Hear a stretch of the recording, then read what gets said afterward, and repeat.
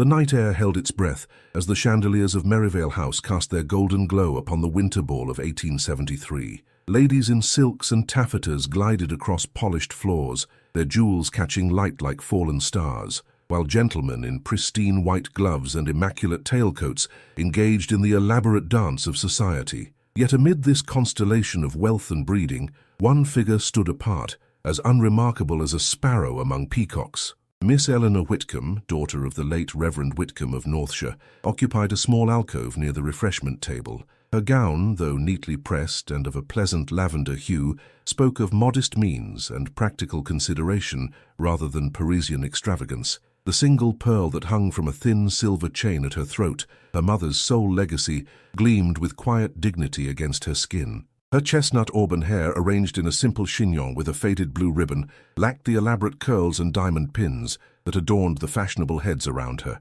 "Miss Whitcomb appears determined to blend with the wallpaper," observed Lady Beatrice Hensley, the daughter of the Marquis of Wexford, as she snapped open her peacock feather fan. "One wonders why she persists in attending functions for which she is so manifestly unsuited." Her companion, Miss Clara Bentham, leaned closer. "Lady Merivale invited her out of Christian charity, I'm told. The girl's father left nothing but debts and an unfortunate daughter." "Christian charity?" Lady Beatrice's laughter tinkled like ice in crystal. "I rather think Lady Merivale enjoys the contrast. A plain backdrop makes the beautiful shine all the brighter." Eleanor's fingers instinctively tightened around her pearl pendant. Though beyond earshot of the cruel words, she felt the weight of their gazes, the dismissive glances, the pitying smiles, the swift turning away when she chanced to look in their direction. 3 dances had passed. Her dance card remained pristinely empty. The orchestra struck up the opening notes of a waltz. Couples formed upon the floor, gentlemen bowing, ladies curtsying. Eleanor watched as Lady Beatrice was claimed by a captain of the Queen's Guard, her golden curls bouncing with satisfaction as she took her rightful place at the center of attention. "Even the music does not wish your company," came a whisper at Eleanor's shoulder. Lady Beatrice had paused in her procession to the dance floor, her eyes glittering with malice. "Perhaps you might find more appropriate entertainment in the servants' hall." Eleanor's cheeks flamed, but she lifted her chin. "I thank you for your concern, Lady Beatrice, but I find observation quite satisfying." "How fortunate," Lady Beatrice replied, her voice dripping with false sympathy. "For it appears observation shall be your only occupation tonight." The captain led Beatrice away, leaving Eleanor burning with humiliation. It was then she resolved to depart. She would claim a headache, find her aunt's carriage, and retreat to the modest townhouse they rented in a less fashionable quarter of London. Her absence would cause no ripple in this glittering sea. As Eleanor moved toward the exit, a sudden hush fell over the assembly. The dancers faltered, the music seemed to catch its breath, and all eyes turned toward the grand entrance. Eleanor turned as well, curiosity momentarily overcoming her distress. He stood like a living sculpture at the threshold of the ballroom, tall, imposing, with shoulders that bore the weight of ancient titles and vast estates with effortless dignity. His raven-black hair was swept back from a face that poets might describe as hewn from marble, all clean lines and perfect angles, softened only by the surprising fullness of his lips. But it was his eyes that commanded attention, deep blue and penetrating, surveying the room with aristocratic detachment. Arthur, Duke of Ravensshire, had arrived. "His Grace honours us," murmured Lady Merivale, hastening to greet him. "We had not dared to hope." "Forgive my tardiness," the Duke replied, his voice deep and measured. "Parliamentary matters delayed me." His entrance caused a ripple of excitement among the unmarried ladies and their ambitious mothers. The most eligible bachelor in England, with a lineage older than most of the noble houses present, had deigned to join their gathering. Lady Beatrice preened visibly, abandoning her dance partner to position herself more advantageously. Eleanor watched this pageant with a mixture of fascination and resignation. Such a man existed in a realm utterly separate from her own. She renewed her determination to depart before witnessing any more of what she could never possess. She had taken but 3 steps toward the door when Lady Beatrice's voice rang out, deliberately pitched to carry, "Your Grace, we were just remarking how peculiar it is for some to attend gatherings where they remain utterly unwanted." The ballroom held its breath. Eleanor froze, mortification washing over her in a burning wave. The Duke's gaze followed Lady Beatrice's meaningful glance.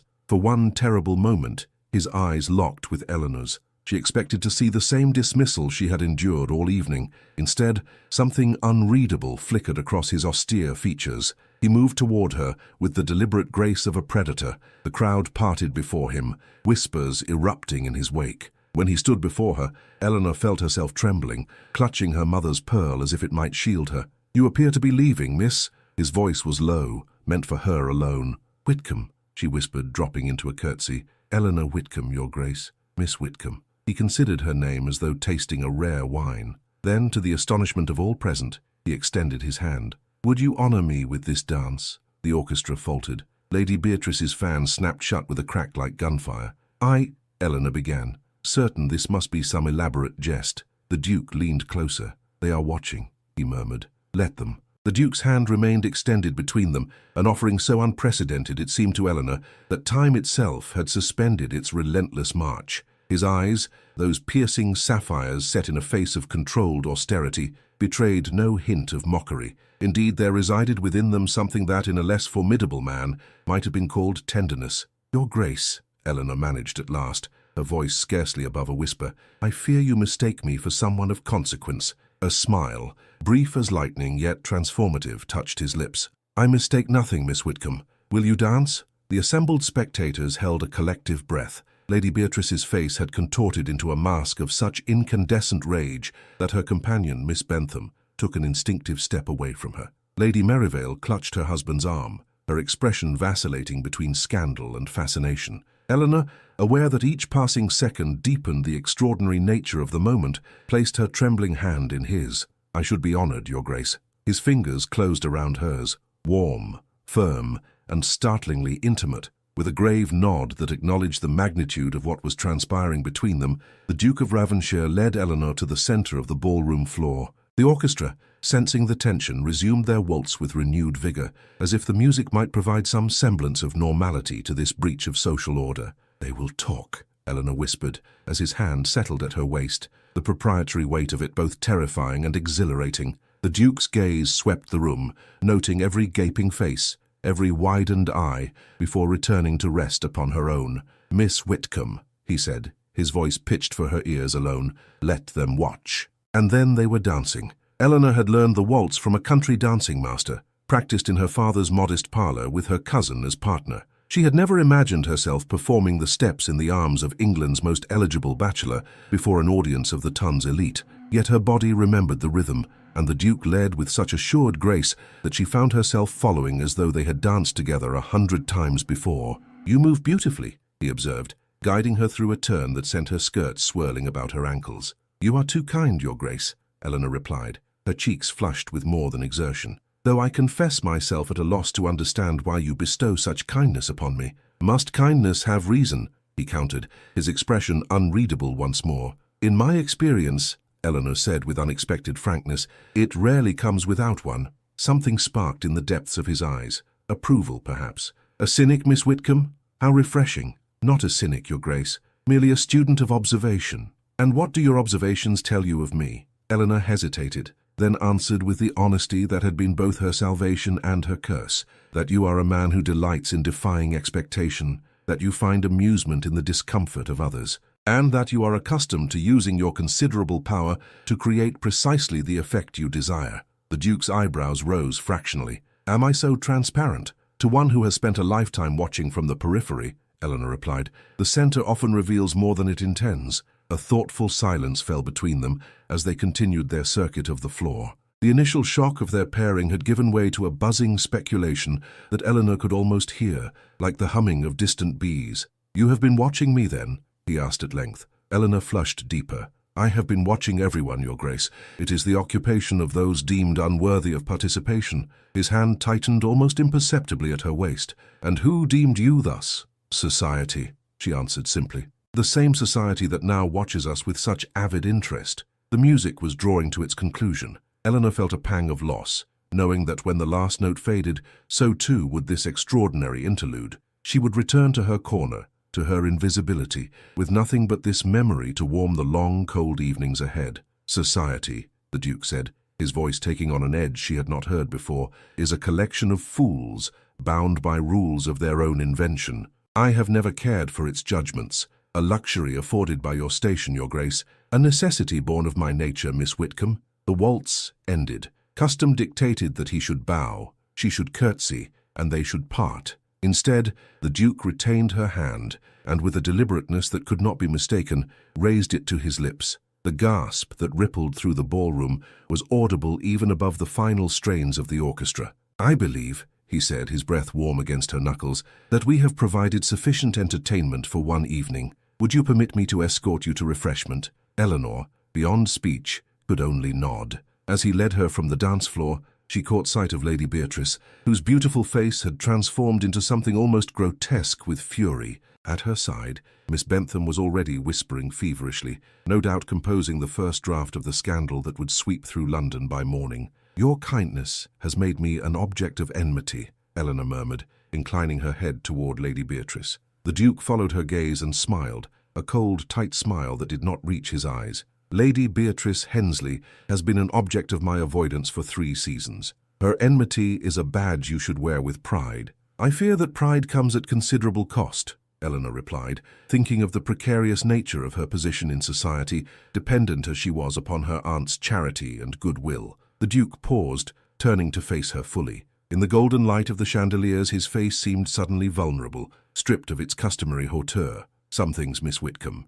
he said quietly, "are worth any cost." From across the room, the door to the terrace opened. A messenger in livery entered, scanning the crowd with urgency. His eyes found the Duke, and he moved toward them with purpose. "Your Grace," the servant said with a bow, "a matter of utmost importance requires your immediate attention." The Duke's expression hardened once more into its mask of aristocratic reserve. He turned to Eleanor with a bow that, while perfectly correct, seemed to contain a reluctance she had not expected. "Duty calls, Miss Whitcomb. I must beg your indulgence." "Of course, Your Grace," she replied, curtsying deeply. As he turned to follow the messenger, he paused, his gaze lingering on her face as though committing it to memory. "We shall meet again," he said. Not a question, but a promise. Then he was gone, leaving Eleanor alone amid a sea of curious eyes and wagging tongues. The pearl at her throat seemed suddenly heavier, like a talisman weighted with unfathomable significance. The evening had transformed in ways she could never have anticipated. Lady Beatrice approached, her smile sharp as a blade.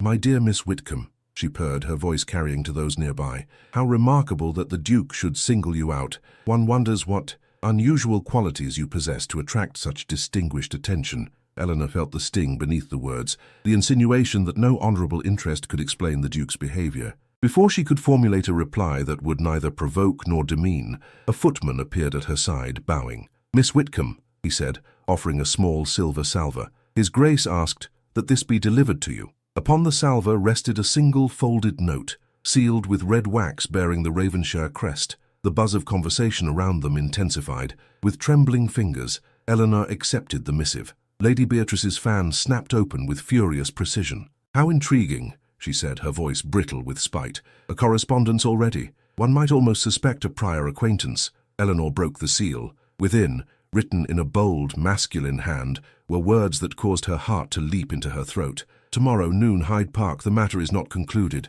Dawn broke over London with a misty reluctance, as though the night clung to the city with spectral fingers. Eleanor had not slept. How could she, when the events of the previous evening played in ceaseless repetition behind her closed eyelids? The dance, the touch of the Duke's hand at her waist, the note that now lay beneath her pillow like a talisman against disbelief. She rose with the first pale light, moving to her window to gaze upon the modest street below. A solitary lamplighter made his morning rounds, extinguishing the gas lamps that had guided night travellers. In the distance, a church bell tolled the hour, 6 chimes that seemed to echo the tumultuous beating of her heart. "This cannot be real," she whispered to herself, fingers instinctively finding the pearl at her throat. "Such things do not happen to women like me." And yet it had happened. The most sought-after bachelor in England had not only danced with her, but had summoned her to a meeting. The impropriety of it sent a shiver down her spine, half fear, half exhilaration. To meet a gentleman without chaperone would be scandalous enough.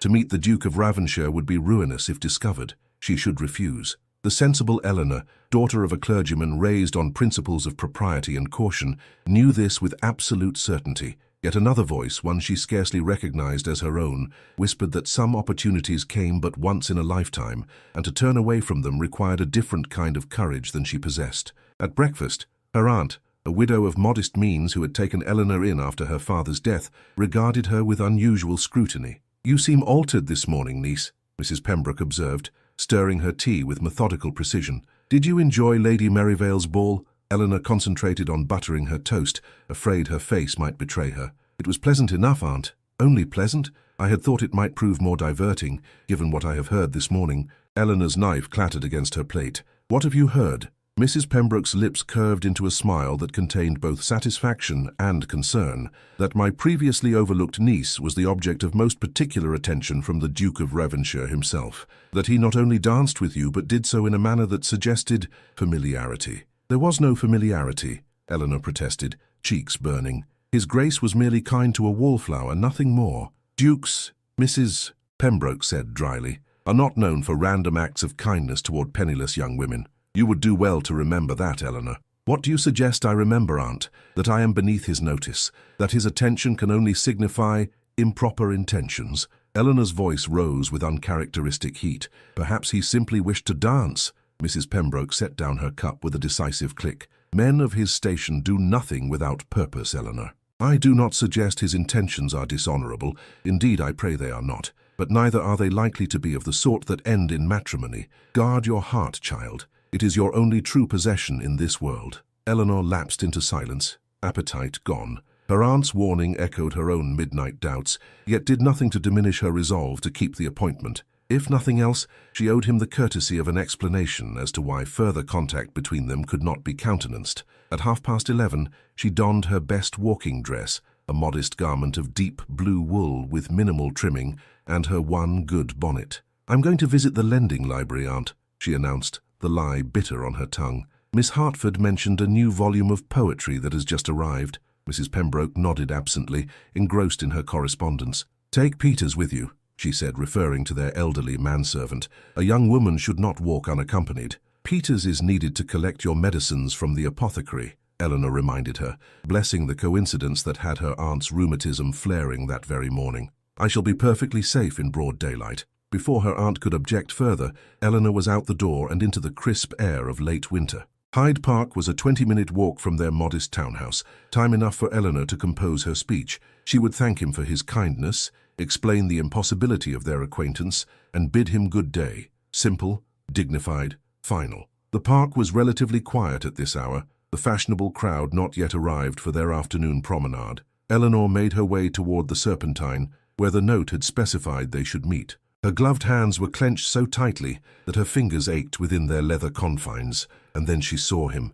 He stood at the water's edge, his tall figure unmistakable even from a distance. He wore no hat, and the winter sunlight caught the raven blackness of his hair, turning it momentarily to midnight blue. His greatcoat, a masterpiece of tailoring in charcoal wool, emphasized the breadth of his shoulders. As though sensing her presence, he turned. Their eyes met across the expanse of frozen grass, and Eleanor felt her carefully prepared speech dissolve into incoherence. He came toward her with long, purposeful strides. She noticed he carried something, a book, bound in leather the color of burgundy wine. When he reached her, he bowed with exquisite correctness, though his eyes never left her face. "Miss Whitcomb," he said, his voice as she remembered it, deep, resonant, with the subtle authority of a man accustomed to command. "I feared you might not come." "I nearly did not, Your Grace," she admitted. "Indeed, I have come only to explain why we cannot meet again." A faint smile touched his lips. "Then I am doubly grateful for your presence, as it allows me the opportunity to persuade you otherwise."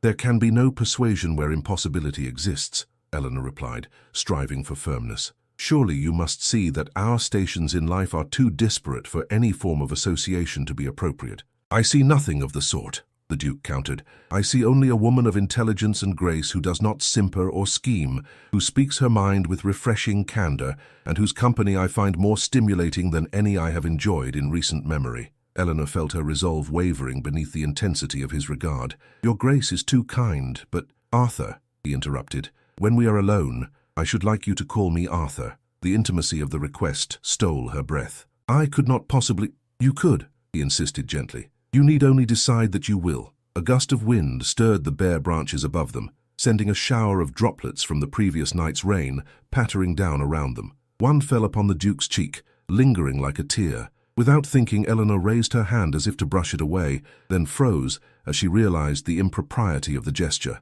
The Duke, Arthur, captured her hand in his before she could withdraw it. Even through their gloves she felt the warmth of his touch, the strength of his fingers as they enclosed hers. "Do you know why I asked you to dance last night, Miss Whitcomb?" he asked, his voice low and intent. "I assumed it was out of pity," she answered honestly, "or perhaps to thwart Lady Beatrice's cruelty." "Neither," he said firmly. "I asked you to dance because for the past 3 seasons I have observed a society that values appearance over substance, wealth over character, and ambition over genuine feeling. I have been pursued, flattered, manipulated, but never once seen for myself, until I saw you standing apart, watching with those extraordinary eyes that miss nothing." Eleanor stared at him, scarcely able to comprehend his words. "You noticed me before last night?" "I noticed you at Lady Ashbury's musicale in January," he said with a wry smile. "You were the only person in the room who appeared to be listening to the music rather than calculating advantages. And then again,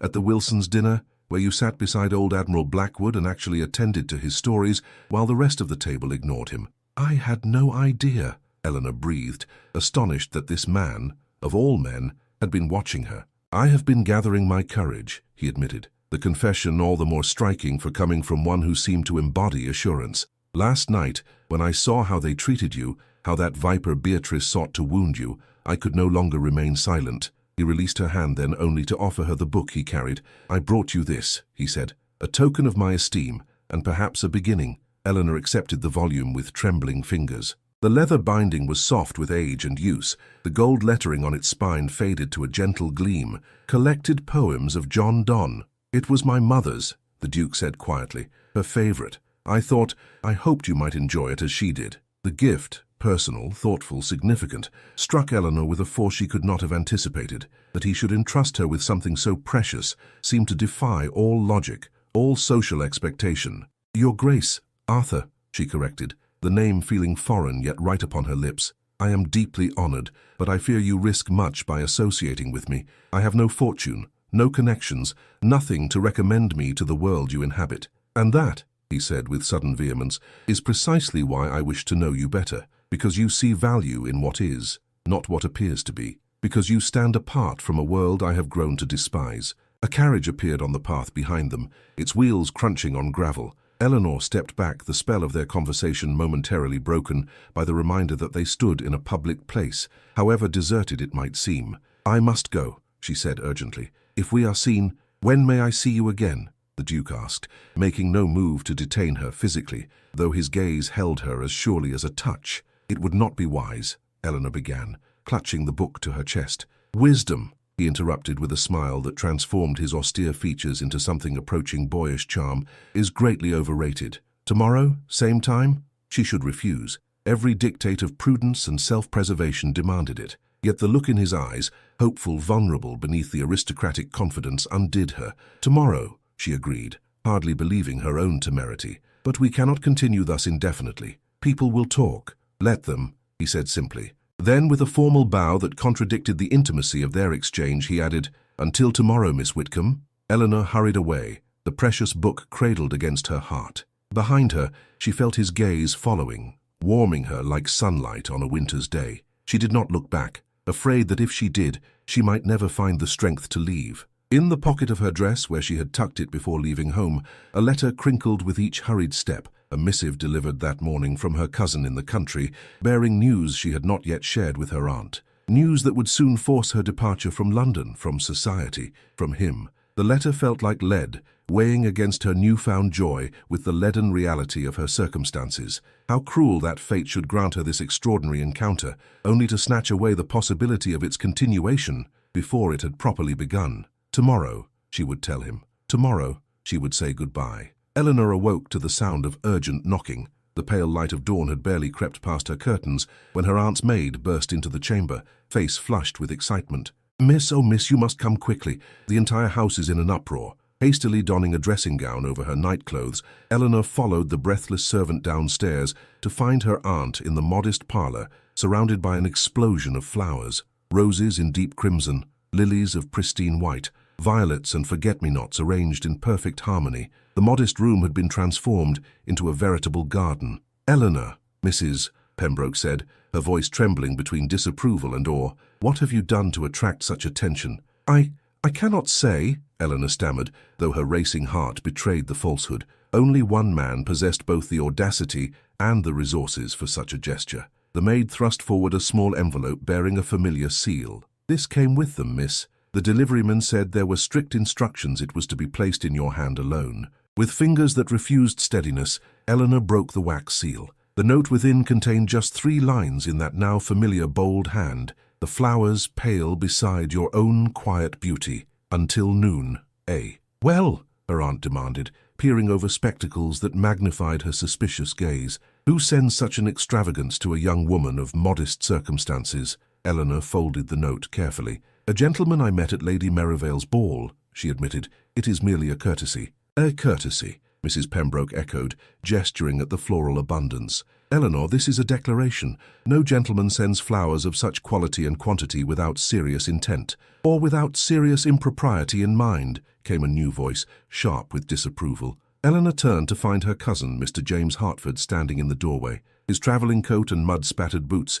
suggested he had only just arrived from the country, yet his expression of righteous indignation was already firmly in place. "Cousin James," she said, surprise momentarily overcoming her dismay at his unexpected appearance, "we did not expect you until next week." "Evidently," he replied with a meaningful glance at the flowers. "It seems my arrival is fortuitously timed. I received your aunt's letter expressing concerns about certain rumours circulating through London." Eleanor cast a betrayed glance at her aunt, who had the grace to look uncomfortable. "I thought it prudent to seek counsel," Mrs. Pembroke explained. "James is, after all, your nearest male relation. And as such," James continued, removing his gloves with deliberate precision, "I am responsible for ensuring you do not fall victim to the machinations of fortune hunters or worse." "There are no machinations," Eleanor protested. "Merely a kindness shown to one who—" "A kindness?" James interrupted, his thin face flushing. "My dear cousin, the Duke of Ravenshire does not distribute kindness to young women of no particular fortune or connection without expectation of return.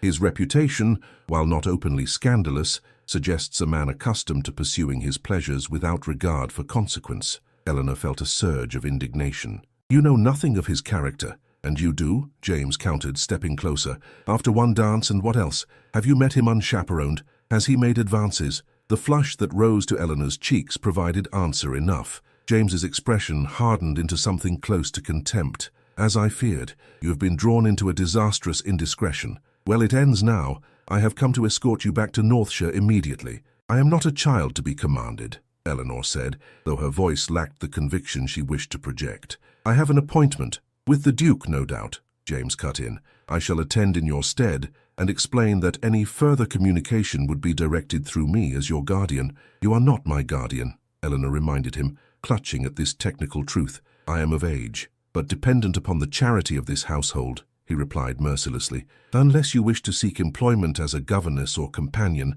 positions that would be forever closed to you, should even a whisper of impropriety attach to your name." Mrs. Pembroke laid a restraining hand on James's arm. "Perhaps we might discuss this privately," she suggested, with a meaningful glance at the servants who hovered in ill-concealed fascination. James nodded stiffly. "Indeed. Eleanor, you will join us in the study in 15 minutes. Until then, I suggest you contemplate the precariousness of your situation." Left alone amidst the sea of flowers, Eleanor found herself trembling, not with fear, but with a surprising anger. All her life she had submitted to the dictates of others, her father's austere expectations, her aunt's cautious charity, society's dismissive judgments. Now, when offered the first taste of something extraordinary, she was expected once again to yield without protest. The Duke's book of poetry lay on her bedside table, where she had placed it the night before. She had spent hours tracing his mother's name inscribed on the flyleaf, reading the passages marked with faint pencil strokes, imagining his hands holding the same pages. It was more personal than any bouquet, a glimpse into his inner world that the flowers, magnificent though they were, could never provide. Returning to her chamber, Eleanor dressed with unusual care in her blue walking dress. She secured her mother's pearl at her throat, and after a moment's hesitation, tucked the precious book into her reticule. Then, with a glance at the clock that showed only 8:30, she made a decision that would have shocked anyone who knew her steady, obedient nature. She would not wait for her cousin's judgment. She would not miss her appointment with the Duke. She would, for perhaps the first time in her life, seize what she wanted, regardless of consequence. The servants were occupied with James's arrival. No one noticed as Eleanor slipped out through the kitchen garden. The morning was crisp, the sky a perfect February blue, She had hours before her appointed meeting with the Duke, but she could not remain in that house a moment longer, suffocating under the weight of others' expectations. She walked without clear destination, her mind churning with questions and possibilities. What would become of her if she defied her family? What would become of her if she did not? The Duke's interest, however genuine, could not possibly lead to the outcome her cousin so feared and derided, marriage. Yet nor was it the sordid arrangement James had implied. It was something without precedent in her experience, a connection that defied conventional classification. Lost in thought, she found herself in a part of London she did not recognize. Narrower streets, shabbier buildings, the air thick with coal smoke and less savory odors. A sense of unease prickled at the back of her neck as she realized several rough-looking men had taken notice of her obviously out-of-place appearance. "Lost, dearie?" called one, his gap-toothed grin more menacing than friendly. Eleanor quickened her pace, heart hammering. She turned down a side street, hoping to find her way back toward more familiar territory, only to discover it was a dead end. When she turned to retrace her steps, two men blocked her path. "Fancy lady like you shouldn't be wandering alone," said the taller of the two,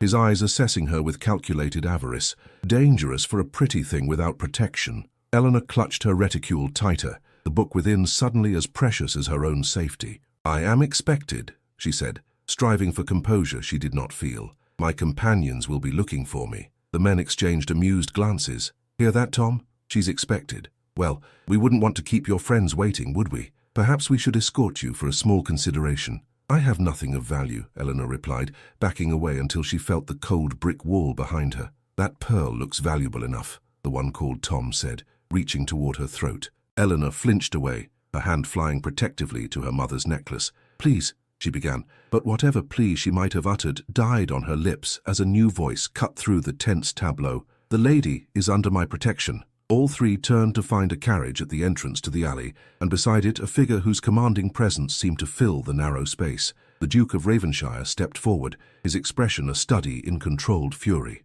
The would-be thieves, recognizing authority when they saw it, muttered hasty apologies and retreated with surprising speed. Within moments, they had vanished around a corner, leaving Eleanor alone with her unexpected rescuer. "Your Grace," she breathed, relief and embarrassment warring within her. "How did you—" "I was on my way to Parliament when I saw you walking alone," he explained, closing the distance between them with swift strides. "I ordered my coachman to follow at a distance, concerned for your safety. It appears my concern was justified." His gaze swept over her, assessing for harm. Finding none, the tension in his shoulders eased fractionally. "You are uninjured, only startled," Eleanor assured him, though her trembling belied the calm she attempted to project. Without warning, he took her gloved hands in his. "You're shaking," he observed, his voice gentler than she had yet heard it. "Come, my carriage is waiting. Let me take you home." Home. The word conjured not comfort but constraint. James's disapproving face, her aunt's anxious hovering, the implicit threat of being sent away from London, from him. "I cannot go home," she confessed. "Not yet." Something in her tone must have conveyed her distress, for he studied her face with newfound intensity. "What has happened, Eleanor?" The use of her given name, so intimate and yet so natural on his lips, broke through her final reserve. "My cousin has arrived from the country," she explained. "He knows of our acquaintance, or suspects it, and intends to put an end to it. They wish to send me away from London immediately." The Duke's expression darkened. "On what grounds does he presume to dictate your movements?" "On the grounds that I am dependent upon his sister's charity," Eleanor said simply, "and that an association with you can only lead to my ruin." For a moment something like pain flashed across his aristocratic features, then with a decisive nod, he offered his arm. "Come with me," he said. "Not home, not yet, but somewhere we might speak freely." Reason dictated that she refuse. Propriety demanded it. Yet Eleanor found herself placing her hand upon his arm, allowing him to lead her toward his waiting carriage. As he handed her inside, the pearl at her throat caught the morning light, gleaming with an iridescence that seemed to Eleanor like a sign, though whether of hope or warning she could not say. The carriage door closed behind them with a sound of finality. Through the window Eleanor glimpsed the London sky, vast and blue and full of possibility. The Duke took his place opposite her, his gaze never leaving her face. "Tell me everything," he said. And as the carriage moved forward, bearing her toward an uncertain destination, Eleanor found herself crossing a threshold from which there could be no return. The Duke's carriage rolled through London streets at a deliberate pace, its plush interior forming an island of privacy amid the bustling city. Eleanor sat with her hands clasped tightly in her lap, aware of the impropriety of her situation, yet unable to summon the will to end it. Across from her, the Duke watched with an intensity that should have discomfited her, but instead offered a curious reassurance. "Your cousin's arrival was unexpected," he asked at length, breaking the silence that had fallen after her hurried explanation of the morning's events. "Not entirely," Eleanor admitted. "He was due to visit next week. My aunt must have sent for him earlier upon hearing the rumors." "Rumors?" the Duke repeated, his mouth curving into a sardonic smile. "London thrives on them like a garden on rain. Tell me, what dire predictions do they make regarding our acquaintance?" Eleanor flushed. "I have not heard them directly, but my cousin seemed convinced your attentions could only signify dishonorable intentions." "Dishonorable," he echoed, the word sharp with disdain. "The greatest dishonor in this affair is the presumption that you require protection from your own judgment." "It is not merely presumption," Eleanor said quietly. "My position is still precarious. I have neither fortune nor family to shield me from consequence. And I am the consequence from which you most require shielding?" There was a dangerous edge to his voice now, though Eleanor sensed his anger was not directed at her. "According to my cousin, yes." The Duke leaned forward, his gaze holding hers with hypnotic force. "And what do you believe, Eleanor? Do you fear me? Do you imagine I orchestrated our meeting with some nefarious design?" "No," she answered without hesitation. "But that does not alter the reality of my circumstances. I am dependent upon the goodwill of others for my very existence." "Not necessarily," he countered, a curious tension entering his bearing. "There are alternatives." Before Eleanor could inquire as to the nature of these alternatives, the carriage drew to a halt. Glancing out the window, she was surprised to find they had stopped before an elegant townhouse in one of London's most fashionable squares. "Where are we?" she asked, apprehension mingling with curiosity. "My London residence," the Duke replied, watching her reaction closely. "I thought we might continue our conversation without fear of interruption or observation."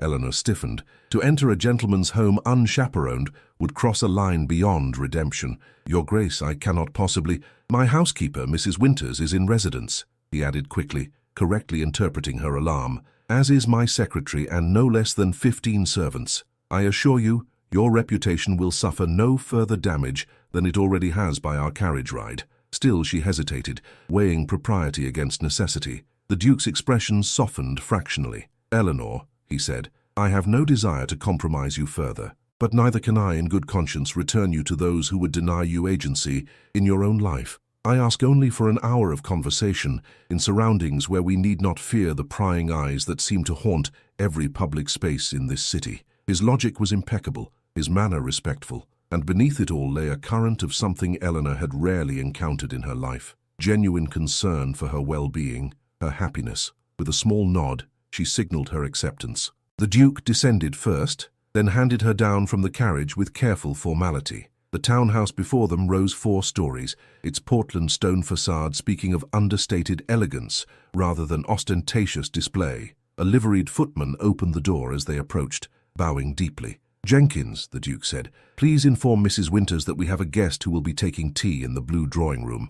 "At once, Your Grace," the servant replied, his expression betraying no surprise at the unexpected arrival of a young woman at this unconventional hour. Eleanor found herself led through a marbled entrance hall and up a sweeping staircase to a room that deserved its designation. Various shades of blue dominated the decor, from the pale cerulean of the silk-covered walls to the deeper azure of the velvet drapes. Sunlight streamed through tall windows, illuminating furnishings of exquisite taste and quality. "Please be seated," the Duke invited, gesturing toward a delicate settee positioned near the fireplace, where flames danced cheerfully against the morning chill. Eleanor perched on the edge of the seat, too aware of her surroundings to relax completely. The Duke remained standing, his tall figure silhouetted against the window as he gazed out at the square below. "I find myself in an unusual position," he said at length, turning to face her. "For the first time in recent memory, I am uncertain how to proceed." The admission, so at odds with his customary assurance, caught Eleanor by surprise. "I confess I share your uncertainty," she replied. A fleeting smile crossed his features. "At least we are equally adrift." He moved to take a seat in the chair opposite her, close enough for conversation yet maintaining a respectful distance. When I approached you at Lady Merivale's ball, I acted on impulse, a rarity for one who has learned to calculate every public move. I knew my attention would provoke speculation, but I underestimated the swiftness with which that speculation would transform into action against you. It is not your fault, Eleanor said. The world we inhabit assigns different values to men and women. Your reputation may weather 1,000 storms. Mine can be destroyed by a single raindrop. An eloquent assessment, he acknowledged, though it does little to reconcile me to the injustice. Before their conversation could continue, a knock at the door heralded the arrival of tea. Mrs. Winters, a stately woman of advanced years with a face as starched as her apron, supervised the arrangement of the service with military precision.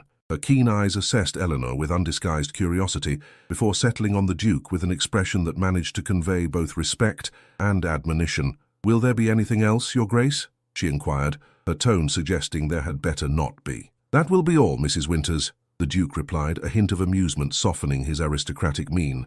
"Miss Whitcomb and I have matters of importance to discuss." "Indeed, sir," the housekeeper responded, with a significant glance at the open door which she deliberately left ajar upon her departure. Once alone, or as alone as propriety would now allow, the Duke leaned forward to pour the tea himself, an informal gesture that spoke of comfort with domestic tasks typically left to servants. "You mentioned alternatives," Eleanor said, accepting the offered cup with a murmured thanks. "What did you mean?" The Duke's hands stilled momentarily before resuming their task. "I meant," he said carefully, "that dependence upon your relatives is not your only option." Eleanor waited, sensing there was more he wished to say, but was approaching with uncharacteristic caution. "I could, for instance, establish a trust," he continued, "a modest income that would allow you to maintain a small establishment of your own, independent of your cousin's charity or authority." The cup trembled in Eleanor's grasp. "You would make me your dependent instead?" His eyes flashed. "No, I would make you independent of all, including myself. The funds, once established, would be legally yours without condition or expectation." The offer was breathtaking in its generosity and utterly impossible to accept. "I could never—" "You could," he interrupted, echoing his words from their meeting in the park. "You need only decide that you will." "The world would assume the worst," Eleanor said, placing her cup on the table to hide the tremor in her hands, "that I had earned such generosity in the most degrading manner possible. The world," he countered with sudden vehemence, "has never shown you the regard you deserve. Why should its judgment matter now?" "Because I must live in it," she answered simply. "Because unlike you, I have no fortress of privilege to shield me from its cruelties." The Duke rose abruptly and paced to the window, his back a rigid line of controlled frustration. When he spoke again, his voice was low, almost as though he addressed himself rather than her. "There is another alternative." Eleanor waited, the air between them charged with unspoken possibility. He turned to face her fully, his expression grave yet determined. "Marriage." The word hung in the air, impossible and extraordinary. Eleanor stared at him, certain she had misheard or misunderstood.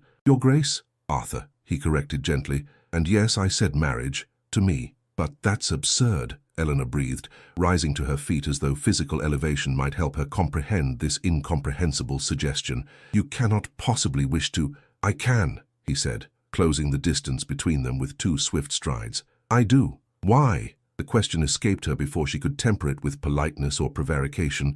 A shadow of vulnerability crossed his face, so brief she might have imagined it had she not been watching so closely. "Because in a world of artifice, you offer authenticity. Because your mind intrigues me as much as your beauty. Because the thought of you being sent away, of never seeing you again, is suddenly intolerable." Eleanor shook her head, not in refusal but in disbelief. "We scarcely know each other." "We know enough," he insisted. "The rest we would discover together." "The scandal would be tremendous," she murmured, though even as she spoke she knew this was the least of the impediments between them. "Let it be," he said with a dismissive gesture. "I have weathered worse for lesser causes." Eleanor turned away, her thoughts in turmoil. The impossibility of it all threatened to overwhelm her. A duke proposing marriage to a penniless clergyman's daughter after 2 brief meetings. It defied all logic, all social convention. And yet, the sincerity in his eyes, the tension in his bearing suggested this was no casual offer, no impulsive gesture. "There is something you do not know," she said at last, her voice barely above a whisper. "Something I received yesterday, before our meeting." The Duke waited, his silence an invitation to continue. "A letter from my cousin in the country," Eleanor explained, retrieving it from her reticule with reluctant fingers. "Not James, but his brother Thomas. He writes that the cottage where I lived with my father, The only home I have ever known is to be sold to satisfy his creditors. The few possessions I left behind will be auctioned within the fortnight." She handed him the letter, watching as he scanned its contents, his expression darkening with each line. "This is unconscionable," he said at length. "Your father was a clergyman, a man of God. To strip his daughter of even these modest comforts." "He left debts," Eleanor said simply. "More than anyone realized, the church requires restitution before a new vicar can be installed." The Duke folded the letter with deliberate precision. "All the more reason for you to accept my offer. Either of them. A trust would secure your immediate needs. Marriage would secure your future." Eleanor shook her head, a sad smile touching her lips. "I cannot accept charity, however generously offered, and I cannot accept a proposal born of pity or chivalrous impulse, however sincere." "You think that is why I offer?" he asked, his voice dangerously soft. "I think you are a good man," Eleanor replied, meeting his gaze directly. "I think you see someone in distress and wish to alleviate that distress. It is admirable, but it is not a foundation for marriage." For a long moment he regarded her in silence, something unreadable shifting in the depths of his eyes. Then, with careful deliberation, he moved to a writing desk positioned near the window. From a drawer he extracted a small box of polished wood. "This," he said, returning to stand before her, "belonged to my mother. She instructed that it should pass to the woman I chose as my wife." He opened the box to reveal a ring of surpassing elegance, a single perfect sapphire surrounded by diamonds, set in platinum that gleamed with quiet dignity. "I have carried it with me for 10 years, he continued,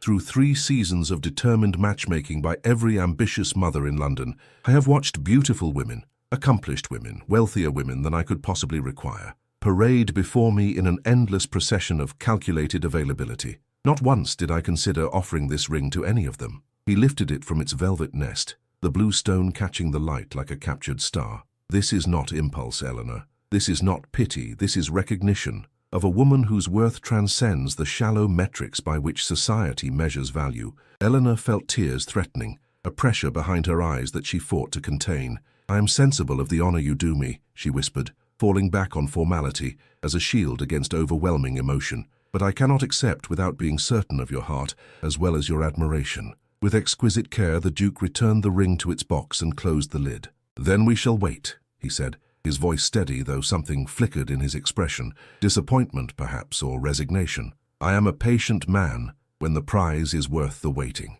A discreet cough from the doorway interrupted the charged moment. Jenkins stood at attention, his face a study in professional neutrality. "Your Grace, a Mr. Hartford has called. He insists upon seeing you on a matter of utmost urgency." The Duke's expression hardened. "Eleanor's cousin, I presume." "He did not state his business, sir, but he appears most determined." Eleanor felt cold dread replace the warmth that had begun to blossom within her.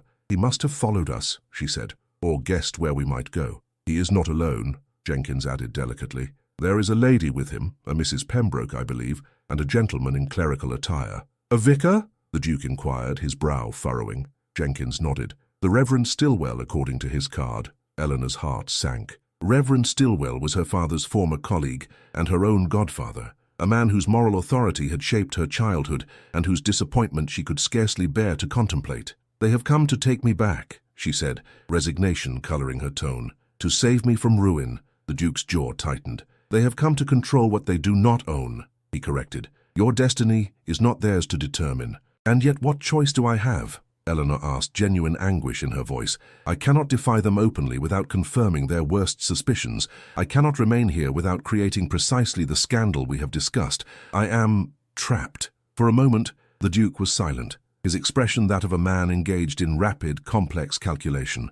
Then, with sudden decision, he turned to Jenkins. "Show the visitors to the red drawing-room. Inform them that Miss Whitcomb will join them shortly, accompanied by myself and Mrs. Winters." As the servant departed to fulfill this directive, the Duke crossed to the bell pull and gave it a sharp tug. Almost immediately, the housekeeper reappeared, her questioning gaze moving between her employer and Eleanor. "Mrs. Winters," the Duke said, his tone one of absolute authority, "I require your assistance in a matter of delicacy. Miss Whitcomb's relatives have arrived, convinced she has been compromised by her presence in this house. Your testimony as to the propriety of our meeting will be invaluable." The housekeeper's shrewd eyes assessed the situation with remarkable speed. "Of course, Your Grace. I have been present throughout, as is proper." A ghost of a smile touched the Duke's lips. Thank you, Mrs. Winters. Your loyalty is, as always, beyond price. He turned back to Eleanor, his expression softening as he extended his hand. Shall we face your inquisitors together? The gesture, so simple yet so profound in its implication of partnership, moved Eleanor deeply. She placed her hand in his, drawing strength from the warmth of his touch. Together, she agreed. As they moved toward the door, Eleanor felt a curious sense of standing at a crossroads. Whatever transpired in the next hour would irrevocably alter the course of her life. The thought should have terrified her, yet all she felt was a strange, calm certainty that she was precisely where she needed to be. The Duke paused at the threshold, his gaze holding hers with an intensity that made her breath catch. "Whatever happens," he said quietly, "remember this. I am yours to command. Say the word, and I will send them away. Say another, and I will let them take you without protest. The choice, Eleanor, is entirely yours." In that moment, surrounded by luxury beyond her imagining,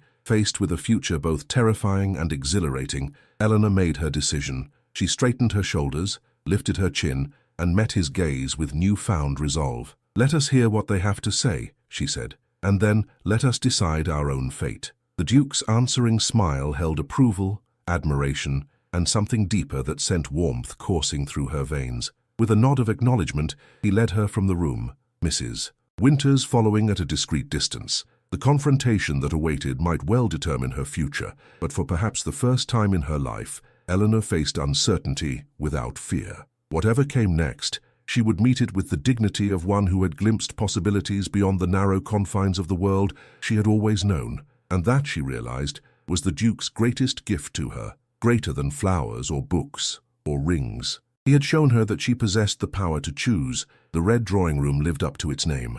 Crimson damask adorned the walls, curtains of matching hue framed tall windows, and even the carpet bore patterns of deep scarlet and burgundy. To Eleanor, entering with the Duke at her side, it seemed an apt setting for the confrontation to come, a battlefield dressed in silk and velvet. Her cousin James stood with his back to the fireplace, one hand resting on the mantelpiece in a pose of territorial authority. Beside him, Aunt Pembroke perched anxiously on the edge of a chair, her fingers working at her handkerchief, as though attempting to extract some hidden truth from its folds. The third member of their party, Reverend Stillwell, stood by the window, his austere figure silhouetted against the light, Bible clasped before him like a shield. "At last," James said, his tone dripping with righteous indignation. "I had begun to fear we would be required to summon the authorities." The Duke's hand tightened fractionally around Eleanor's before he released it, stepping forward with cool, aristocratic composure. "Mr. Hartford, I presume, you honor my home with your unexpected presence." "Honor?" James echoed, color rising in his thin cheeks. "I come to rescue my cousin from a situation of profound impropriety, sir. There is no honor in such necessity." "Rescue implies danger," the Duke observed. "I assure you, Miss Whitcomb has been in no danger whatsoever in my household." Mrs. Winters stepped forward, her starched presence radiating respectability. "I have been in attendance upon Miss Whitcomb throughout her visit, sir," she stated firmly, "as is proper for a young lady visiting a gentleman's residence." James's gaze flickered dismissively over the housekeeper before returning to the Duke. "The mere fact of her presence here unchaperoned—" "I am her chaperone," Mrs. Winters interrupted, drawing herself up to her full if modest height. "I have served the Ravenshire family for 30 years with unblemished character. My presence constitutes adequate propriety by any reasonable standard." Aunt Pembroke rose, her expression torn between hope and doubt. "Eleanor, child, are you quite well? We have been frantic with worry." "I am perfectly well, Aunt," Eleanor replied, striving for calm she did not entirely feel. "His Grace was kind enough to offer assistance when I found myself disoriented during my morning walk." "Disoriented," James repeated skeptically, a convenient explanation for being discovered in a gentleman's carriage. The Duke's expression hardened. "Are you questioning Miss Whitcomb's veracity, sir?" "I am questioning the wisdom of her actions," James retorted, "and the nature of your interest in a young woman whose position makes her particularly vulnerable to persuasion." Until now, Reverend Stillwell had remained silent, observing the exchange with the detached interest of one accustomed to witnessing human folly. Now he stepped forward, his lined face grave beneath iron-grey hair. "Your Grace," he said, his deep voice carrying the weight of ecclesiastical authority, "I have known Eleanor since her christening. Her father was my dearest friend, a man of impeccable principle who raised his daughter to honor virtue above all else. Whatever the circumstances that have led to this unfortunate situation, I beg you as a gentleman to consider the damage your attention may inflict upon a young woman of modest means and irreproachable character." The appeal, delivered with sincere concern rather than accusation, seemed to affect the Duke more deeply than James's hostility. His expression softened fractionally. "I assure you, Reverend, my regard for Miss Whitcomb is founded precisely upon recognition of her exceptional character. I have no wish to cause her distress of any kind." "Then you will understand," the vicar continued, "why we must remove her from a situation that, whatever its actual innocence, must inevitably give rise to speculation harmful to her reputation." Eleanor felt control of the situation slipping away, her fate once again being determined by others, however well-intentioned. She stepped forward, drawing all eyes to her with sudden assertiveness. "I am present," she said, her voice steadier than she had expected, "and capable of speaking for myself." James frowned. "Eleanor, this is not the time for—" "It is precisely the time," she countered. "You have come here ostensibly concerned for my welfare, yet you discuss me as though I were a child or an imbecile, incapable of understanding my own circumstances." Aunt Pembroke gasped at this unprecedented display of defiance. "Eleanor, such disrespect to your cousin is regrettable but necessary," Eleanor finished. She turned to Reverend Stillwell, whose kindly face registered surprise rather than disapproval at her intervention. "Godfather, you knew my father well. Did he raise me to submit without question to the dictates of others, or to think for myself?" The vicar's lips twitched in what might have been the beginning of a smile. "Your father valued independent thought, certainly, but he also understood the importance of guidance, particularly in matters where inexperience might lead to error. And you believe my association with the Duke constitutes such error?" "I believe," Reverend Stillwell replied carefully, "that appearances matter in this imperfect world. Whatever the true nature of your acquaintance with His Grace, society will form its own conclusions, rarely charitable ones, I fear." "Then society stands corrected," the Duke interjected, moving to stand beside Eleanor in a gesture of unmistakable solidarity, "for I have asked Miss Whitcomb to do me the honor of becoming my wife." The silence that followed this declaration was absolute. James's mouth opened and closed several times without producing sound. Aunt Pembroke sank back into her chair with a small cry of astonishment. Only Reverend Stillwell maintained his composure, his shrewd eyes moving thoughtfully between the Duke and Eleanor. "This is unexpected," the vicar said at length. "Is it?" the Duke challenged. "Is it so incomprehensible that a man might recognize exceptional worth regardless of fortune or connection?"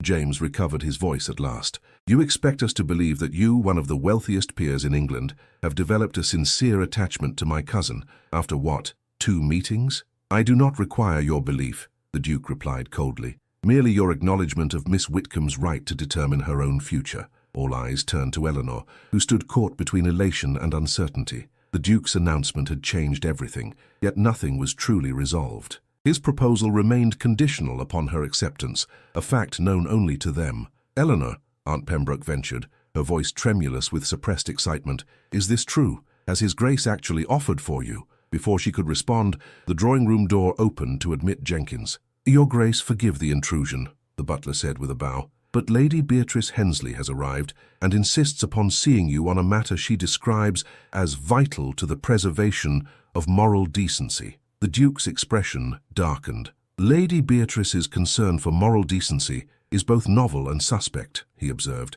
"However, since we appear to be hosting an impromptu tribunal, we might as well admit all interested parties. Show her in, Jenkins." Eleanor felt her heart sink. Lady Beatrice's appearance could only herald further complication, perhaps even orchestrated humiliation. She glanced at the Duke, finding in his steady gaze a reassurance that steadied her. Moments later, Lady Beatrice swept into the room, her golden curls arranged in artful disarray, her face a study in manufactured concern. Behind her followed Miss Bentham, notebook clutched to her chest like a shield. "Your Grace," Lady Beatrice began, then feigned surprise at the assembled company. "Oh, I had no idea you were entertaining. How eclectic a gathering." Her gaze lingered on Eleanor with poisonous satisfaction before returning to the Duke. "I came the moment I heard the dreadful rumors. Miss Whitcomb seen entering your carriage unaccompanied. Your household in disarray receiving her without proper introduction. I felt it my moral duty to intervene before irreparable damage was done to her already precarious reputation." "How extraordinarily considerate," the Duke replied, his tone suggesting quite the opposite. "Your concern for Miss Whitcomb's welfare does you credit, particularly given your previous interactions with her. Lady Beatrice's smile tightened. One need not admire a person to wish them protected from their own poor indiscretions. Indeed, the Duke agreed. Just as one need not respect a person to treat them with basic courtesy, a principle you might consider adopting, Lady Beatrice. Colour mottled her perfect complexion. I do not come here to be insulted. No, the Duke interrupted. You come here to insult. There is a distinction, though perhaps too subtle for your discernment. James cleared his throat. While I appreciate your Grace's defense of my cousin's honor, the fact remains that her presence here alone— She is not alone, the Duke pointed out. She is surrounded by more chaperones than a debutante at her first ball. And as I was explaining before Lady Beatrice's illuminating arrival, Miss Whitcomb is here as my future Duchess, should she do me the honor of accepting my proposal. Lady Beatrice's fan clattered to the floor. Your Duchess, she repeated, her voice rising to a near squeak. Surely you jest. I assure you I do not, the Duke replied. Miss Whitcomb possesses every quality I value. Intelligence, character, genuine kindness, all traits notably absent in certain quarters of society. The barb struck home. Lady Beatrice's face contorted with naked envy before she mastered herself. How unexpected, she managed, echoing Reverend Stillwell's earlier assessment. One wonders what precipitated such an unconventional choice. Love, the Duke said simply. The word hung in the air, resonant and transformative. Eleanor felt its impact like a physical touch, warming her from within. He had not spoken of love before, only admiration, respect, recognition. This new declaration, made before witnesses with such unaffected directness, rendered her momentarily speechless. Reverend Stillwell studied the Duke with newfound interest. A commendable sentiment, he observed, though one often claimed in haste and repented at leisure. I'm not given to hasty decisions, Reverend, the Duke replied, nor to repentance for actions taken in accordance with my deepest convictions. The vicar nodded slowly. Then perhaps we might allow Miss Whitcomb a moment to express her own feelings on the matter. After all, even the most advantageous proposal requires the lady's consent. All attention returned to Eleanor, standing at the center of a drama she had neither sought nor anticipated. The pearl at her throat seemed suddenly heavy, a tangible reminder of all that had shaped her life until this moment. Her father's austere love, her mother's gentle memory, years of quiet dignity in the face of diminished circumstances. She began, then faltered, overwhelmed by the magnitude of the decision before her. The Duke's eyes held hers, patient and unwavering, asking everything yet demanding nothing. A clock on the mantelpiece chimed the hour, the sound breaking the tense silence. Eleanor drew a deep breath, aware that her next words would irrevocably alter her future, and his. I am deeply sensible of the honor your Grace does me, she said at last, her voice gaining strength with each word. But I cannot in good conscience accept your proposal without— The door burst open once more, cutting off her response. A man Eleanor had never seen before stood on the threshold, his face flushed with exertion, a document clutched in his hand. Your Grace, he gasped. Forgive the intrusion, but the matter could not wait. I found it, the proof you sought regarding the Whitcomb estate. The newcomer's dramatic entrance silenced the room. He was a slight man, with ink-stained fingers and spectacles that magnified eyes sharp with intelligence. His unremarkable appearance contrasted with the palpable authority of his interruption. Hargrove, the Duke acknowledged, betraying no surprise at this timely arrival. You have news? The man, evidently the Duke's solicitor, nodded vigorously. Most illuminating news, Your Grace. His gaze settled briefly on Eleanor, curiosity mingling with what might have been sympathy. Regarding the late Reverend Whitcomb's affairs, Eleanor felt a curious lightness in her limbs. Her father's affairs, what could this stranger possibly know that she did not? James stepped forward, his expression guarded. I fail to see what business my uncle's estate could be of his Grace's, he said stiffly. The matter is a private family concern. Ordinarily, I would agree, Hargrove replied, unruffled by James's hostility. However, when fraudulent claims are made against a clergyman's estate, rendering his daughter destitute, it becomes a matter of justice, in which his Grace takes particular interest. Fraudulent, Eleanor echoed, her voice barely above a whisper. What do you mean? The solicitor held up the document in his hand. I have here the original mortgage agreement for the Northshire Vicarage, dated 1852. It bears the signatures of the late Reverend Whitcomb and the church commissioners. He extracted a second paper from his leather case, and here the supposed amendment increasing the principal by nearly £3,000, dated 1868. Reverend Stillwell moved closer, professional interest overcoming his reservations. May I? Hargrove handed him both documents. The vicar examined them with practiced attention, his brow furrowing deeper with each moment. "The second document is a forgery," he declared at length. "A skillful one, but a forgery nonetheless. The signature, purporting to be Charles Whitcomb's, shows subtle differences from his genuine hand." He glanced at Eleanor. "I received enough letters from your father to know his writing intimately." "But who would—" Eleanor began, then stopped as realization dawned. She turned to her cousin, whose face had drained of color. "James, what have you done?" "I've done nothing," he protested, though his voice lacked conviction. "This is absurd, a fabrication designed to discredit me and what of this?" Hargrove interrupted, producing yet another document, a receipt for £3,000 withdrawn from the church treasury by you, Mr. Hartford, as acting executor of your uncle's estate. Money that never appeared in any official accounting. James's composure cracked entirely. "You have no right to investigate my private affairs. This is persecution. This," the Duke said coldly, "is justice. Your cousin has lived in reduced circumstances, dependent upon charity, while you systematically plundered what remained of her inheritance." "I was owed," James burst out, abandoning pretense. "Do you know what it cost to maintain that self-righteous man in his final illness? The debts he accumulated with his charitable excesses? Someone had to pay. And so, you decided that someone should be his daughter," the Duke observed, contempt evident in every syllable. "How admirably familiar of you." Aunt Pembroke had risen, her face ashen with shock. "James, tell me this isn't true. Tell me you didn't steal from Eleanor." "I steal? I took what was rightfully mine." James's face contorted with the ugly truth he could no longer conceal. "Uncle Charles received a larger portion of grandfather's estate because of his holy calling. My father received a pittance in comparison. I merely rectified an old injustice." Eleanor felt oddly calm as the foundation of her life, her understanding of her circumstances, shifted beneath her. "So there are no debts? The cottage, my home, it isn't to be sold?" "It should not be," Hargrove confirmed. "Once these documents are presented to the church commissioners, the false claims against your father's estate will be invalidated. The property and its contents rightfully belong to you." Lady Beatrice, who had observed this revelation with ill-concealed fascination, gave a light, brittle laugh. How perfectly theatrical. Miss Whitcomb transformed from pauper to property owner in an instant. One might almost suspect the timing to be arranged. "One might," the Duke agreed pleasantly, "if one possessed a particularly suspicious mind and limited intelligence. Fortunately, the church commissioners possess neither handicap and will recognize justice when presented with evidence." Reverend Stillwell had moved to stand beside Eleanor, his weathered face grave with righteous anger.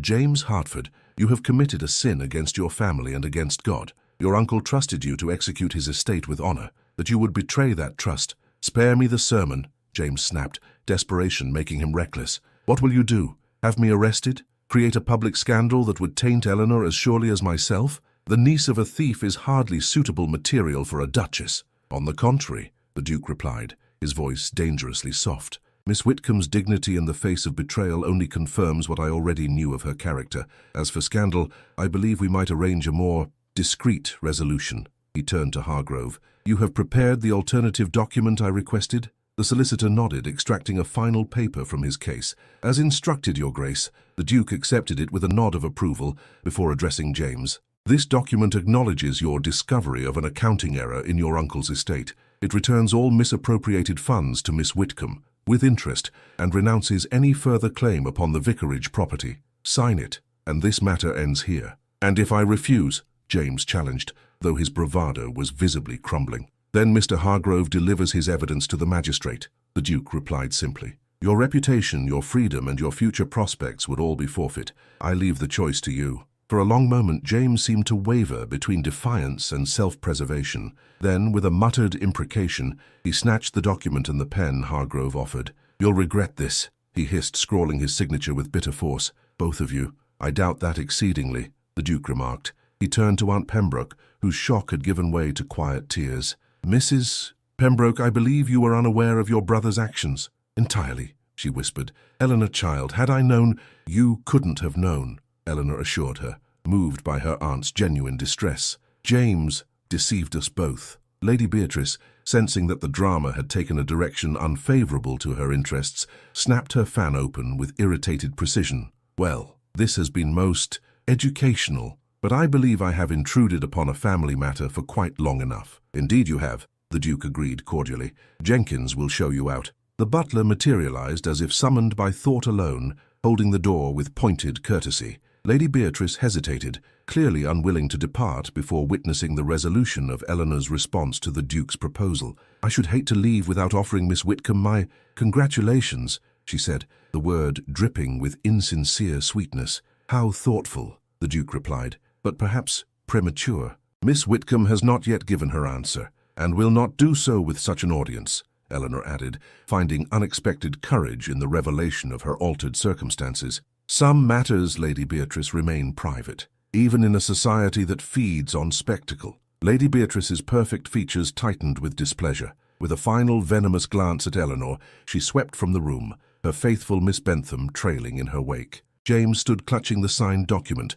his face a mask of thwarted rage and humiliation. "I suppose you expect me to crawl away in disgrace," he spat. "I expect nothing from you," Eleanor replied quietly, "except perhaps that you honor this agreement, as you did not honor my father's trust." "Your cottage and possessions will be secured immediately," Hargrove added, with professional detachment. "I shall personally oversee the transfer of funds to Miss Whitcomb's account." Reverend Stillwell laid a gentle hand on Eleanor's shoulder. "Your father would be proud of the dignity with which you have faced this trial, my dear, though I confess I am curious about your response to another matter of significance." He glanced meaningfully at the Duke, who stood with uncharacteristic uncertainty, awaiting Eleanor's verdict on a question far more personal than property rights. "I believe," Eleanor said carefully, "that decision requires private reflection, and perhaps a conversation with His Grace that is not conducted before an audience." The vicar smiled, something like approval warming his austere features. "Wisdom indeed. Mrs. Pembroke, Mr. Hartford, I believe our presence is no longer required nor, I suspect, desired." Aunt Pembroke rose, smoothing her skirts with nervous hands. "Of course. Eleanor, shall I wait for you at home?" The simple question contained worlds of implication. Would Eleanor return to her aunt's house, or had her circumstances, her choices, irrevocably altered? "I shall call upon you this afternoon, Aunt," Eleanor promised. "There is much we must discuss." James, still clutching the document that testified to his disgrace, made no farewell. He stalked from the room with the rigid posture of a man barely containing his fury. Aunt Pembroke followed with an apologetic glance at Eleanor. Reverend Stillwell bowed to the Duke, then took Eleanor's hand. "Follow your heart," he advised softly, "but guard it with your head. Your father would expect no less." With these cryptic words, he too departed, leaving Eleanor alone with the Duke and his solicitor. Hargrove busied himself gathering his papers, his manner suggesting he was attempting to fade into invisibility. "That will be all, Hargrove," the Duke said. "You have my profound gratitude for your timely intervention." The solicitor bowed. "Always a pleasure to serve justice, Your Grace." "Miss Whitcomb." With that, he too was gone. The door closed with a quiet click, leaving Eleanor and the Duke in a silence charged with unspoken possibility. The red drawing room, so recently filled with conflict and revelation, seemed suddenly vast and intimate at once. "Well," the Duke said at length, "that was not precisely how I envisioned this morning unfolding."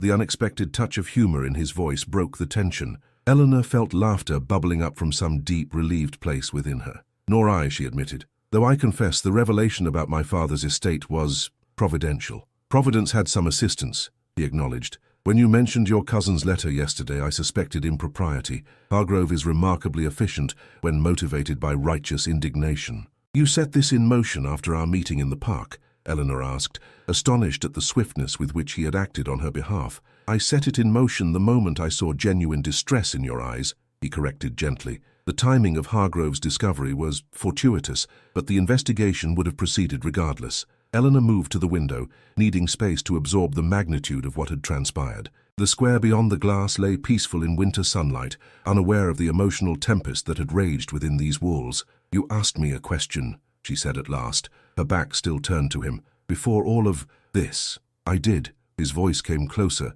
though he did not touch her. "And now I fear the circumstances have rendered it impossible for you to answer freely." She turned to face him, finding him nearer than she had expected, close enough that she could see the subtle variations of blue in his remarkable eyes. "You fear I might accept out of gratitude." "The thought had occurred," he admitted, his voice dropping to an intimate register that sent a shiver through her. "Gratitude is a poor foundation for marriage." "As is pity," she reminded him. "Yet you proposed when you believed me destitute."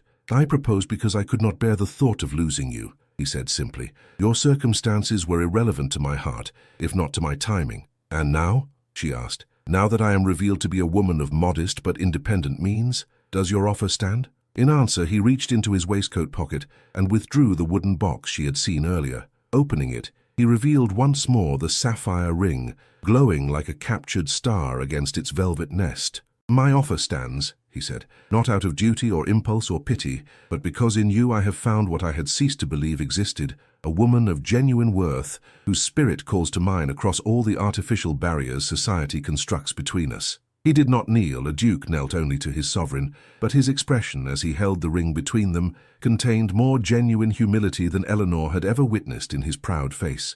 Eleanor Whitcomb, he said, her name like a caress upon his lips, will you do me the extraordinary honor of becoming my wife, not for what I can give you, nor for what you might escape, but for what we might build together? The moment stretched, crystalline and perfect. Eleanor looked into his eyes and saw not the Duke of Ravenshire, most eligible bachelor in England, but Arthur, the man who had seen her when she was invisible, who had valued her when she was discounted, who had fought for her when she could not fight for herself. The answer, she realized, had been formed in her heart long before the question was properly asked. Yes, she said simply, I will. The ring slipped onto her finger as though fashioned for her hand alone, the sapphire catching the light with each quickened beat of her heart. Arthur, for he was truly Arthur to her now, lifted her hand to his lips, pressing a kiss to her fingers just above the glittering band. I believe, he said, his voice rough with emotion, that I have waited all my life for this moment, without knowing what I waited for. As have I,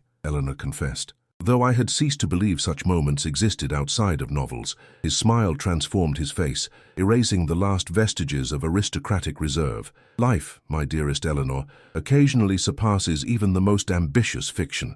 And as he drew her gently into his arms, the future unfurling before them like a path illuminated by newfound hope, Eleanor knew with absolute certainty that the greatest adventure of her life was just beginning. 1 week later, Eleanor stood before the mirror in her new bedchamber, scarcely recognizing the woman who gazed back at her. Gone was the modest blue walking dress, replaced by a morning gown of lavender silk that whispered against her skin with each breath. Her hair, arranged by the Duchess of Ravenshire's personal lady's maid, framed her face in soft waves rather than the severe chignon she had worn for so long. Most startling of all was the sapphire ring that caught the light as she raised her hand to touch the pearl at her throat, the only element of her former life that remained unchanged. It suits you, came a voice from the doorway. All of it. Eleanor turned to find Arthur watching her, his tall figure leaning against the doorframe with casual elegance that belied the intensity of his gaze. I feel rather like an imposter, she admitted, as though I've stepped into someone else's life. Not someone else's, he corrected, crossing to stand behind her, his hands coming to rest lightly on her shoulders. Your own, simply a chapter you never anticipated. Their reflected images stood in striking contrast. He in his impeccable morning attire, every inch the aristocrat, she in her new finery, still bearing the slight awkwardness of one unaccustomed to such luxury. Yet there was rightness in the tableau they created, a harmony that transcended appearance. The announcement has been sent to the Times, Arthur said. By tomorrow morning all of London will know that the Duke of Ravenshire is to wed Miss Eleanor Whitcomb in the spring. And Lady Beatrice will choke on her breakfast, Eleanor added with a smile that held more mischief than malice. Arthur laughed, the sound warming the elegant chamber. A delightful subsidiary benefit, though I confess her discomfiture is of far less interest to me than your happiness. His expression grew more serious. Are you happy, Eleanor? Truly. She turned to face him, studying the beloved features that had become so dear in such a remarkably short time. I am, she said simply, though I still marvel at the speed with which my life has transformed. A fortnight ago I stood invisible at the edge of a ballroom. Today I am the talk of London society, for better or worse. For better, Arthur insisted, though I know the transition cannot be easy. Society can be cruel to those it perceives as outsiders. Eleanor's fingers traced the edge of her pearl pendant, drawing comfort from its familiar weight. I have faced society's cruelty before, though from a very different position. At least now I face it with you beside me. Always, he promised, capturing her hand and bringing it to his lips, a gesture that had become habitual between them, yet lost none of its power to quicken her pulse. A discreet knock interrupted the moment.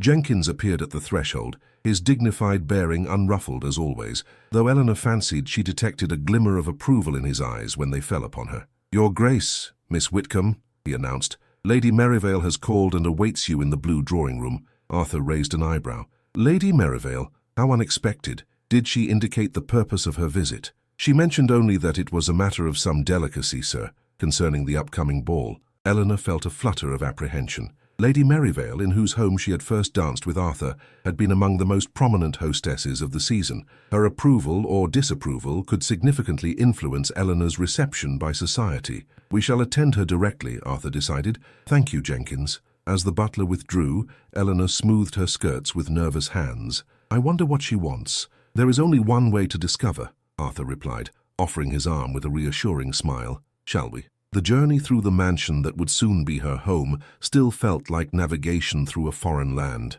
Corridors lined with ancestral portraits, rooms appointed with treasures accumulated over centuries, all of it spoke of a heritage so far removed from her modest upbringing that Eleanor sometimes felt she had stumbled into a dream.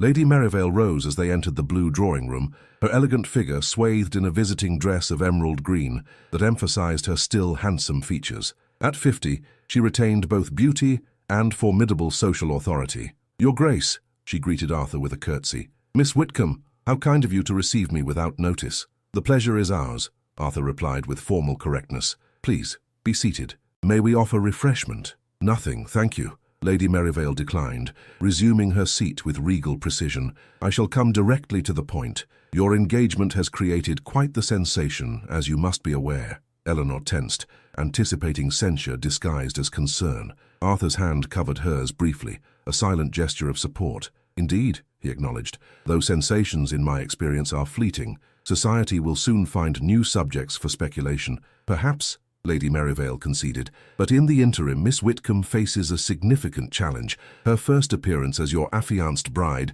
will set the tone for her reception by the ton. She turned her attention fully to Eleanor, her shrewd eyes assessing. You are, my dear, about to undergo a trial by fire. There will be those who welcome you genuinely, and those who smile while sharpening their knives. I am not unfamiliar with the latter, Eleanor replied with quiet dignity, though previously they did not trouble to smile first. Lady Merivale's lips curved in genuine amusement. Well said. It is precisely that composure which will serve you best in the weeks ahead. She leaned forward slightly. I have come to offer my assistance. Of all the possible motivations for this visit, this was perhaps the least expected. Eleanor exchanged a surprised glance with Arthur. That is most kind, she managed. It is not entirely altruistic, Lady Merivale admitted candidly. I confess to a certain satisfaction in championing an unconventional choice, particularly when that choice has clearly been made from genuine affection rather than calculation. She fixed Arthur with a penetrating stare.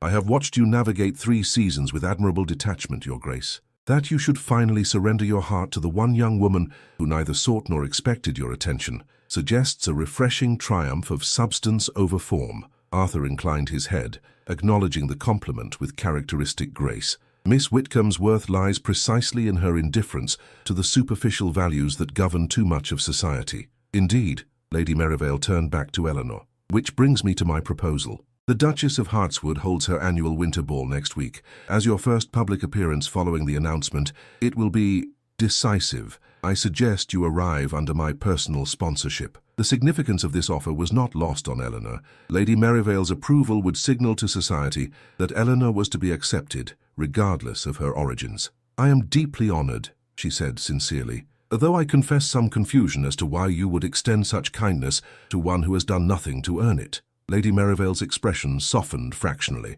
Perhaps I see something of myself in you, Miss Whitcomb. I, too, married above my expected station, though the gap was less dramatic than in your case. The early days were challenging. A friendly hand would have been welcome. This revelation, that the formidable Lady Merivale had once stood where Eleanor now stood, was deeply moving. Then I accept your offer with profound gratitude, Eleanor said warmly. Excellent. Lady Merivale's tone became briskly practical. Now, as to your gown for the occasion, I have taken the liberty, Arthur interrupted, of arranging an appointment with Madame Delacroix for this afternoon. I believe she is considered the première modiste in London. Lady Merivale's eyebrows rose in approval. Indeed, her waiting list is typically months long.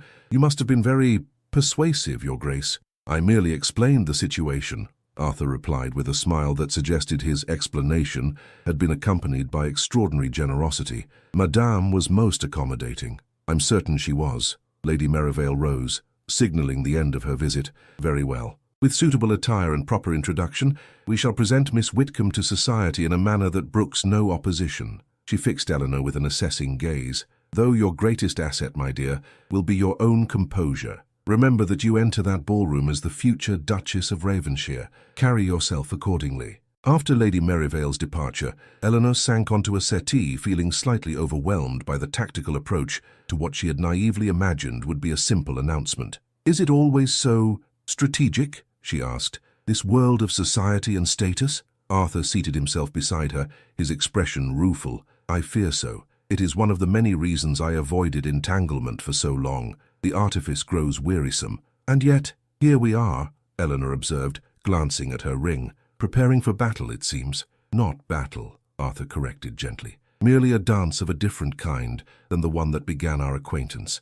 And like that night, we shall face it together. The week that followed passed in a whirlwind of preparations. Eleanor's days were filled with fittings, etiquette refreshers, and introductions to Arthur's extended family, most of whom received her with cordial curiosity, if not the unreserved warmth she might have hoped for. Evenings were quieter, spent in the library where Arthur read aloud from his favorite volumes, while Eleanor worked on correspondence, replying to the flood of congratulatory notes that arrived daily, some sincere, others transparently motivated by the writer's desire to align themselves with the future Duchess. Throughout it all, Arthur remained her anchor, his steadfast support never wavering, despite the occasional raised eyebrow or whispered comment that reached them. If society questioned his choice, he gave no indication of noticing, let alone caring. The night of the Duchess of Hartswood's ball arrived with surprising swiftness. Eleanor stood in her chamber, scarcely breathing as her lady's maid made final adjustments to her gown, a creation of midnight blue silk, embellished with silver embroidery that caught the light with every movement. Her hair was arranged in an elegant style that framed her face with soft curls, and at her throat, her mother's pearl had been reset as the centerpiece of a delicate silver necklace, Arthur's gift, combining her past with her future. You look, he said from the doorway, his voice hushed with admiration, absolutely transcendent. Eleanor turned, a smile blooming at the sight of him in formal evening attire, the stark black and white emphasizing the powerful lines of his figure, the blue of his eyes intensified by the sapphire pin in his cravat that matched her ring. And you, she replied softly, look every inch the Duke. A poor accomplishment, he said, moving to take her hands in his, compared to looking like the man who loves you. The simple declaration, the first time he had spoken the word so directly, sent warmth cascading through her. Arthur, she began, only to find words inadequate to express the tide of emotion rising within her. He understood without explanation,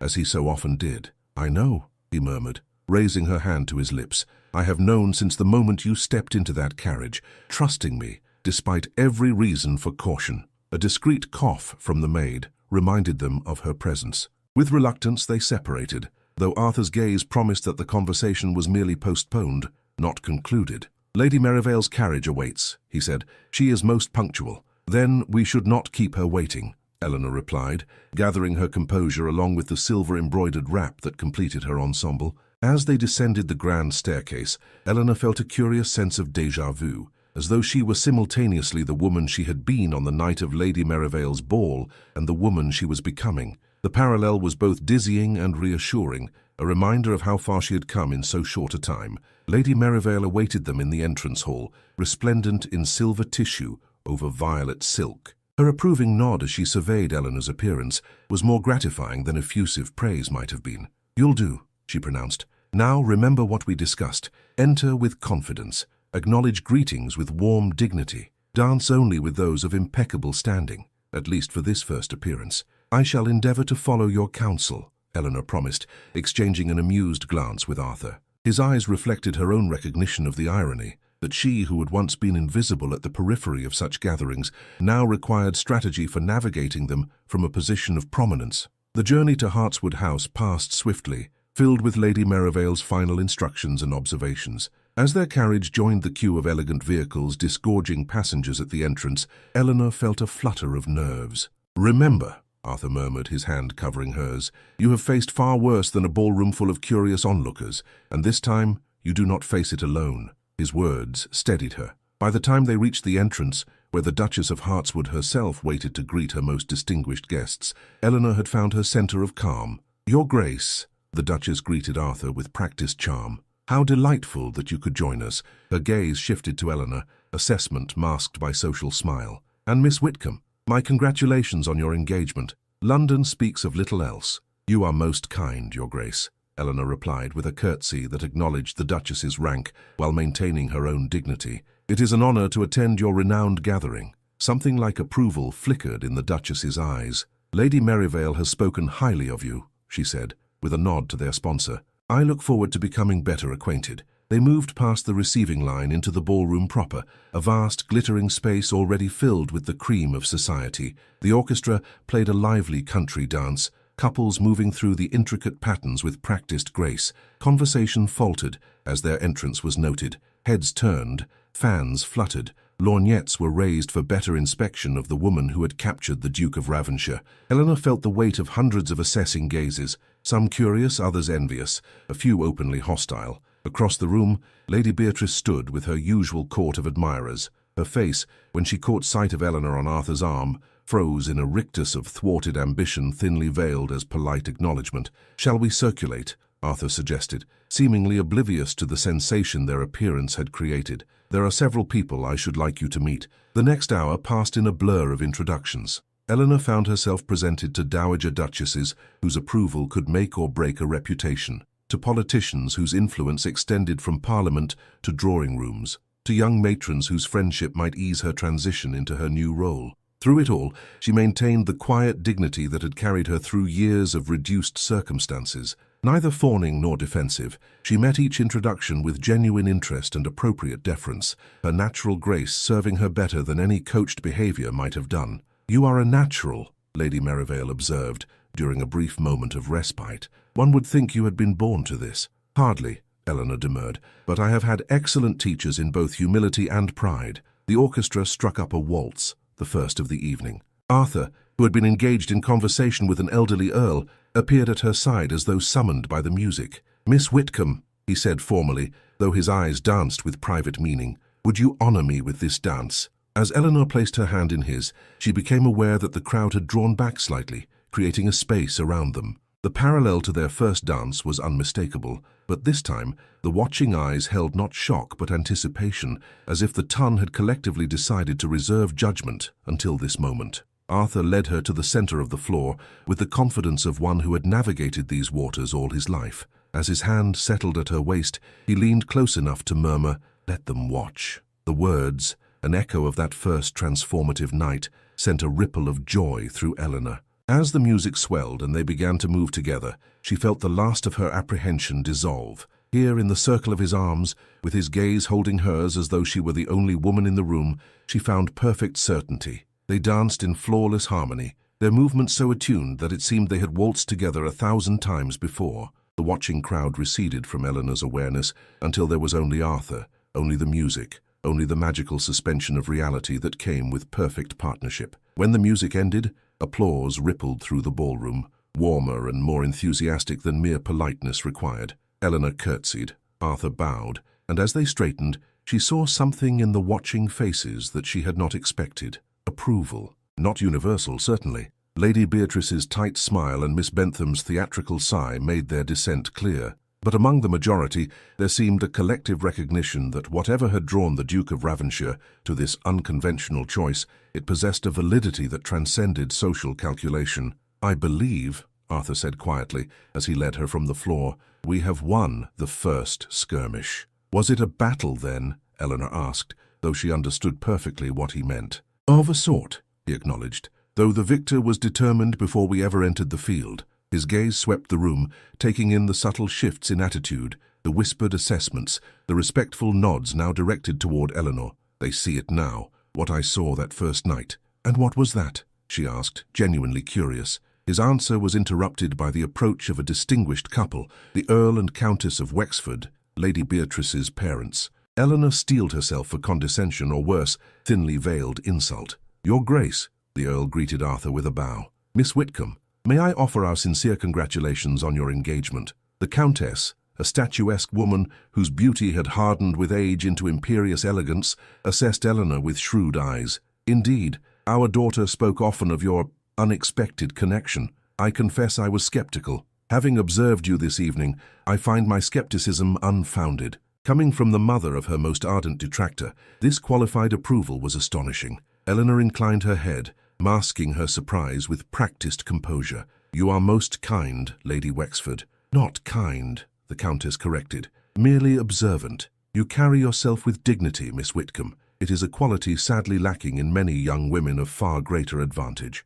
The unspoken comparison to her own daughter hung in the air between them. With a final nod that managed to convey both approval and dismissal, the Wexfords moved on, leaving Eleanor momentarily speechless. Well, Arthur said, a smile playing at the corners of his mouth, if you have won over the Countess of Wexford, all else should prove simple by comparison. Eleanor shook her head in amazement. I feel rather as though I've passed some arcane test I didn't know I was taking. That, Arthur replied, is an apt description of society at its most fundamental level. Arbitrary examinations with unspoken rules, judged by those who established the system to exclude precisely such interlopers as yourself. And yet here I stand, Eleanor observed, apparently having earned at least provisional acceptance. Not provisional, he corrected gently. You have conquered them, my dear, and in doing so rendered me prouder than I can express. The remainder of the evening unfolded like a dream, a succession of dances, conversations, and introductions that blurred together in a tapestry of newfound belonging.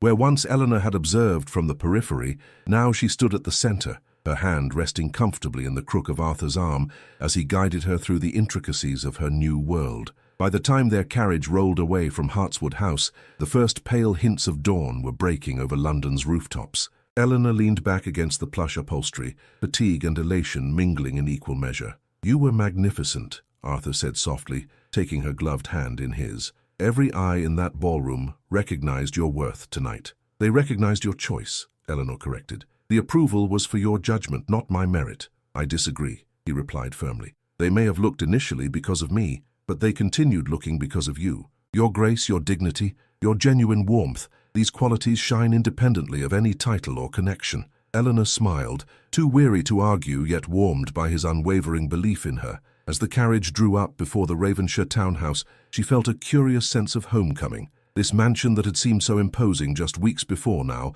represented sanctuary and belonging. Jenkins awaited them, as impeccable at dawn as he had been at dusk. Your Grace, Miss Whitcomb, he greeted them with a bow. I trust the evening was satisfactory. More than satisfactory, Jenkins, Arthur replied, assisting Eleanor from the carriage with careful attention to her fatigue. I believe we may consider Miss Whitcomb's debut as my affianced bride an unqualified success. Most gratifying, sir, the butler responded, his dignity unbending, even as something like approval flickered in his eyes when they rested on Eleanor. Breakfast will be served whenever you wish it. Not before noon, I suspect, Arthur said with a smile. It has been a rather expansive evening. Eleanor suppressed a yawn as they entered the grand foyer. I fear I shall sleep until midday at the earliest.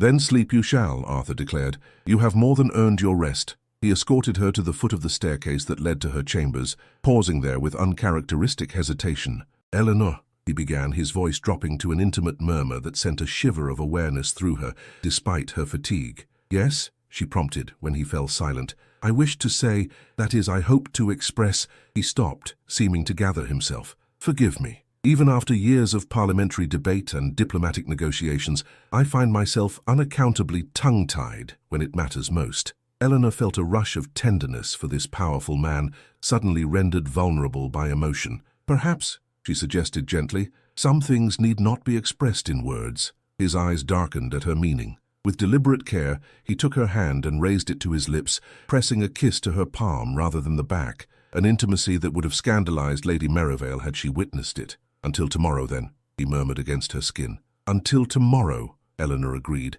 reluctantly withdrawing her hand and ascending the staircase. At the landing, she glanced back to find him watching her still, his expression a complex mingling of desire and reverence that left her breathless despite the distance between them. The weeks that followed passed in a whirlwind of activity, preparations for the wedding, set for early spring when the gardens at Ravenshire Abbey would be at their most beautiful, consumed much of Eleanor's time. Guest lists were drafted and revised, menus planned, and endless fittings for her trousseau endured with patience, born of the knowledge that each task brought her closer to her new life. Arthur had insisted she spare no expense, placing accounts at London's finest establishments at her disposal. Eleanor, still unaccustomed to such largesse, exercised restraint that both amused and touched him. "You are to be a duchess," he reminded her one evening as they sat together in the library reviewing the latest lists from the wedding planner. "You needn't count pennies as though preparing to manage a vicar's household." "Old habits," Eleanor replied with a rueful smile. "Besides, extravagance has never appealed to me. I prefer quality to quantity, substance to show." "Which is precisely why you shall make an exemplary duchess," he observed, setting aside the papers to focus fully on her. "The title carries responsibilities beyond the ornamental: charitable endeavors, patronage of the arts, management of extensive estates. All these fall within your purview." "I confess, the scope of it all sometimes overwhelms me," Eleanor admitted. "When I think of the lives that will be affected by decisions we make, tenant farmers, village schools, local industries, I feel woefully unprepared." Arthur reached across the space between them to take her hand. "You underestimate yourself as always. Your intelligence, your compassion, your fundamental understanding of human dignity, these qualities will guide you far better than the shallow social training that produces most aristocratic wives." His faith in her was a constant source of wonder to Eleanor, even as she navigated the sometimes treacherous waters of London society, where acceptance remained variable despite the Countess of Wexford's surprising endorsement. Arthur's unwavering support provided an anchor against doubt. Not all experiences were challenging, however. Eleanor found unexpected pleasure in certain aspects of her new position, particularly the opportunity to effect meaningful change through strategic philanthropy. With Arthur's encouragement, she had begun exploring improvements for the schools on his estates, researching progressive educational methods that might offer children of all classes greater opportunity. "You see," he said when she shared her ideas with characteristic enthusiasm, "already you think like a duchess, not of privilege but of responsibility." As winter yielded gradually to early spring, Eleanor found herself increasingly drawn to thoughts of Ravenshire Abbey, the ancestral seat she had yet to visit, but which would soon become her primary home. Arthur spoke of it with rare animation, describing ancient stone walls warmed by centuries of history, gardens that tumbled down to a river valley, and libraries filled with treasures accumulated by generations of his family. "When shall we go?" she asked one evening, as they sat by the fire in the blue drawing-room where their extraordinary journey had truly begun. "To the Abbey, I mean. I should like to see it before everything changes." Arthur's expression softened with understanding. "Next week, if you wish it. The daffodils will be just beginning to bloom, thousands of them, planted by my mother in the meadow beyond the rose garden." It was her favorite season there. The mention of his mother, a subject he rarely discussed, piqued Eleanor's curiosity. "You have told me so little of her," she observed gently. "Yet I wear her ring, and shall soon live in the home she made. I should like to know her, at least through your memories." The carriage journey to Ravenshire Abbey took them north from London, through landscapes that gradually transformed from urban sprawl to gentle countryside. Eleanor watched the changing scenery with quiet delight, each mile carrying them further from the glittering constraints of society towards something she sensed would feel more genuinely like home. Arthur sat opposite her, occasionally indicating points of interest or sharing anecdotes connected to particular villages they passed. There was an ease to his manner outside the city, a loosening of the aristocratic reserve that had been, if not entirely absent, at least more pronounced amid London's formality. "We're approaching the southern boundary of the estate now," he said, as their carriage crested a hill in the late afternoon sun. "The land you see beyond that line of oaks has belonged to my family since the Restoration." Eleanor leaned forward, eager for her first glimpse of the domain that would soon be her responsibility as much as his. Rolling meadows dotted with sheep gave way to carefully managed woodlands. In the distance, the spire of what must be the village church rose above a cluster of stone cottages. "It's beautiful," she breathed, drinking in the pastoral scene with genuine appreciation. "This is merely the beginning," Arthur replied, a note of pride warming his voice. "Wait until you see the abbey itself." They passed through the village, Ravenshire Magna he called it, where cottagers paused in their evening activities to bow or curtsy as the ducal carriage rolled by. Eleanor noted with approval the neat appearance of the buildings, the small school with its playground, the absence of the grinding poverty she had too often witnessed in rural parishes during her father's ministry. "The people seem prosperous," she observed. "We try to ensure they are," Arthur confirmed. "My father believed that a landowner's first duty was to those who lived and worked upon his soil. I have attempted to honor his philosophy, though there is always more to be done." Another mile brought them to massive wrought-iron gates, standing open between stone pillars topped with heraldic beasts. The carriage turned onto a winding drive that cut through parkland, dotted with ancient oaks. As they rounded a final curve, Ravenshire Abbey came into view. Eleanor gasped. The setting sun gilded the honey-coloured stone of a building that straddled centuries, parts clearly medieval, with later additions in Tudor and Georgian styles that somehow merged into an organic whole rather than a discordant jumble. Mullioned windows caught the light like burnished gold, while ivy climbed portions of the facade in artful profusion. "Arthur," she whispered, momentarily forgetting formality in her awe. "It's magnificent." His expression as he watched her reaction held a vulnerability she had rarely glimpsed. "It has been many things through the centuries," he said quietly. "Monastery, fortress, sanctuary. I have always hoped it might one day be something I have never known it to be." "What?" Eleanor asked, curious at the uncharacteristic wistfulness in his tone. "A home," he answered simply. "Not merely a house or an estate or a symbol of position, but a true home." The carriage drew to a halt before wide stone steps leading to massive oak doors. Before the coachman could descend to assist them, the doors swung open to reveal a receiving line of servants, headed by an elderly man whose dignity rivaled Jenkins' own. "Welcome home, Your Grace," he intoned, as Arthur handed Eleanor down from the carriage. "We are most pleased to receive you and your honoured guest." "Thank you, Graves," Arthur replied warmly. "Miss Whitcomb, may I present Mr. Graves, who has managed Ravenshire Abbey since before I was born. Graves, Miss Eleanor Whitcomb, who will shortly become your mistress as Duchess of Ravenshire." The butler bowed deeply. "We are all most gratified by the news, miss. If I may speak for the entire household, we wish you every happiness." Eleanor was touched by the sincerity in the old man's voice. "Thank you, Mr. Graves. I look forward to becoming better acquainted with everyone who makes this magnificent place function." A slight widening of the butler's eyes suggested that such democratic intentions were unusual, but his professional composure never wavered. "Indeed, miss. If you will follow me, tea awaits in the blue salon."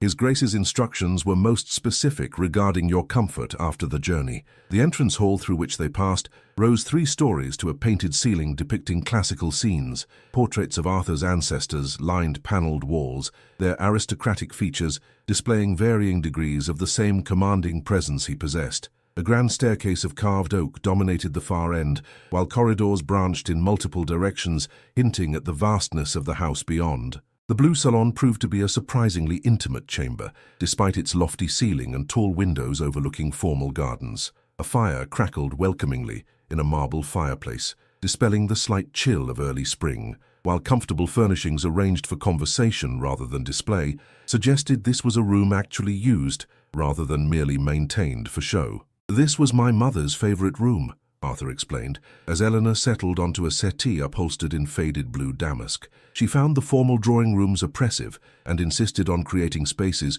where one might actually relax. "She sounds like a remarkable woman," Eleanor observed, accepting a cup of tea from a maid who appeared as silently as a ghost. She was. Arthur's expression softened with memory. Unconventional in many ways, which scandalized my father's relatives but delighted him. He adored her eccentricities, her preference for gardening in old clothes, her habit of reading to the servants' children, her insistence on simplicity amid so much grandeur. "I wish I might have known her," Eleanor said softly. "You would have liked each other, I think." Arthur selected a small cake from the tray between them, his movements absent as his thoughts clearly dwelled in the past. "She valued authenticity above all else, a quality you possess in abundance." After refreshments, he led her on a tour of the principal rooms, the formal drawing room with its priceless artwork, the vast dining hall that could seat 100 guests, the picture gallery where generations of Ravenshires gazed from gilded frames with varying degrees of hauteur. Each space held treasures that would have graced a museum,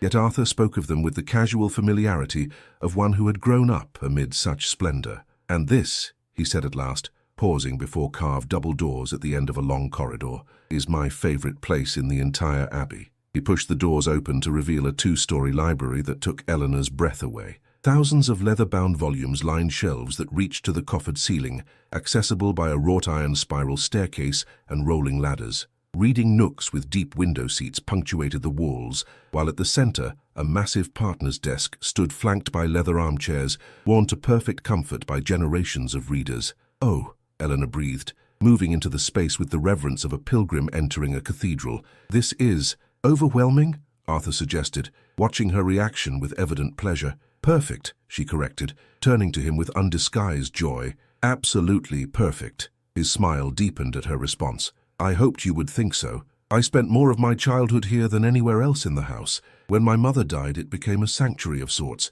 the place where I felt closest to her spirit. Eleanor moved to the nearest shelf, running her fingers gently along the spines of volumes, whose titles spoke of a collection assembled with care rather than mere ostentation. Philosophy, neighbor poetry, scientific treatises stood alongside novels, ancient classics beside modern thought, a library of genuine use rather than mere display. You may add to it as you wish, Arthur said quietly. It should reflect your mind, as well as those of my ancestors. The simple statement, acknowledgement that she would bring her own sensibilities to this ancient house, moved Eleanor deeply. Thank you, she said, her voice catching slightly, for sharing this with me, for believing I belong here. You do belong here, he replied with sudden intensity, more perhaps than anyone who has come before, because you see beyond the trappings of wealth and title to the heart of what matters, the responsibility, the history, the potential for meaningful impact on those who depend upon this land and its stewardship. Night had fallen outside the tall windows,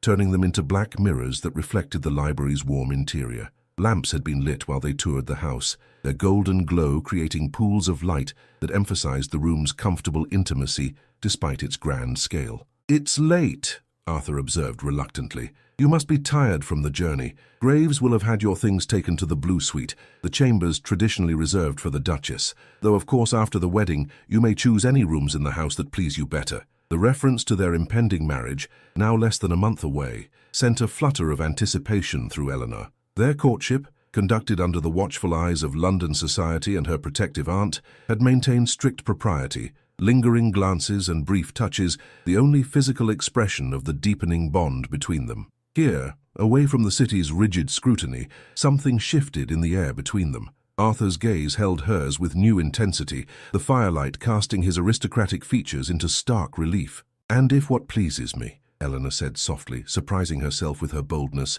is to be wherever you are. Arthur's expression transformed at Eleanor's words, vulnerability and desire mingling in his gaze. For a moment he stood perfectly still, as though her quiet declaration had rendered him momentarily speechless. Eleanor, he finally said, her name like a prayer on his lips, you cannot know how I have longed to hear you speak such words. He crossed the space between them with deliberate steps, stopping just close enough that she could feel the warmth radiating from him in the library's hushed atmosphere. With exquisite care, he took her hands in his thumbs tracing gentle circles against her palms. From the moment I saw you standing alone at Lady Merivale's ball, he continued, his voice dropping to an intimate murmur, I have wished for you to feel that you belong at my side, not as an ornament or a social accomplishment, but as my equal, my partner in all things. Eleanor felt the steady thrum of her heart accelerate at his proximity, at the tenderness in his touch. I do feel that, she confessed, though sometimes I still wake wondering if this is all an elaborate dream, from which I must eventually awaken. Not a dream, Arthur assured her, raising one hand to gently touch her cheek. Though I confess, reality has proven far sweeter than any dream I might have conjured. The crackling fire and distant ticking of a grandfather clock marked the passage of moments as they stood suspended in this new intimacy. Eleanor was acutely conscious of his nearness, of the slight tremor in his fingers as they brushed her skin, of the unspoken question in his eyes. The wedding is but 3 weeks away, he said softly. Soon enough, there will be no barriers between us. But until then, I must remember my promise to honor your reputation in all things. With evident reluctance, he stepped back, though his gaze remained fixed on her face, as though memorizing each feature. Tomorrow, he said, his voice steadier now, I should like to show you the gardens my mother created, and perhaps introduce you to some of the tenant families. They are eager to meet their future duchess. Eleanor smiled, simultaneously disappointed and relieved by his restraint. I should like that very much. He offered his arm with formal correctness that belied the charged moment they had shared. Shall I escort you to your chambers? I fear we've lingered rather late, and the Abbey can be confusing to navigate for newcomers. The journey through candlelit corridors and up the grand staircase passed in comfortable silence, each lost in thoughts of the future rapidly approaching. When they reached a set of double doors inlaid with blue enamel medallions, Arthur paused. The Duchess's suite, he explained, redecorated by my mother when she arrived as a bride. No one has occupied it since her passing. A maid awaited within, Eleanor's belongings already unpacked and arranged with meticulous care. The sitting room through which they entered gave way to glimpses of a bedchamber beyond, where firelight played upon blue silk hangings and polished mahogany. "Is it to your liking?" Arthur asked, remaining respectfully near the doorway while Eleanor ventured further into the suite. "It's lovely," she replied truthfully. The rooms, while undeniably grand, possessed a welcoming warmth absent from many aristocratic chambers she had glimpsed during her London season. "Your mother had excellent taste. She would be pleased you think so." His gaze softened with memory. "She worried in her final illness that I might never find someone worthy of these rooms, someone who would understand what she had tried to create here." Eleanor turned to face him fully. "And have you found someone worthy?" "I have found someone far more than worthy," he answered without hesitation. "Someone who brings to these ancient walls exactly what they have lacked: genuine warmth, compassion, intelligence undiminished by privilege." He bowed then, a gesture of formal respect underscored by the intensity of his gaze. "Good night, Eleanor. Dream well in your new home." "Good night, Arthur," she replied softly. "Until tomorrow." After he departed, Eleanor explored her suite with growing appreciation for the woman who had created it. The bedchamber, dominated by a four-poster draped in blue silk, adjoined a dressing room where her modest collection of gowns hung amid empty spaces, awaiting the trousseau still being completed in London.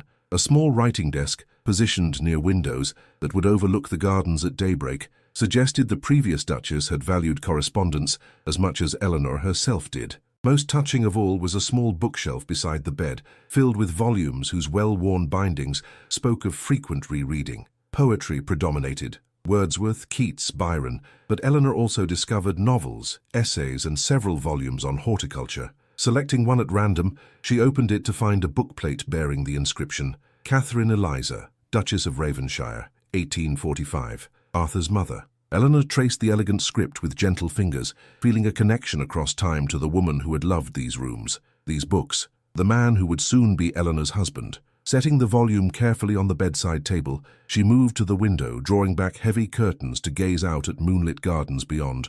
Ravenshire Abbey slumbered around her, centuries of history settled into its stones like a comfortable garment. Yet for all its antiquity, Eleanor sensed possibility rather than stagnation within these walls, the chance to continue what Arthur's mother had begun, creating spaces of genuine warmth amid formal grandeur. The following days unfolded like the gradual opening of a precious gift, each revealing new facets of the life awaiting her. Arthur proved an attentive guide to his ancestral domain, showing her not only the formal aspects of the estate, but the working heart that sustained it. Home farms, tenant cottages, the village school he had endowed, the small hospital that provided care for all who lived under Ravenshire's protection. Eleanor met families whose connections to the land stretched back generations, whose lives were intimately intertwined with the Abbey's prosperity. She listened to their concerns, noted their needs, and began to form plans for improvements that would build upon Arthur's already exemplary stewardship. "You have a gift for this,"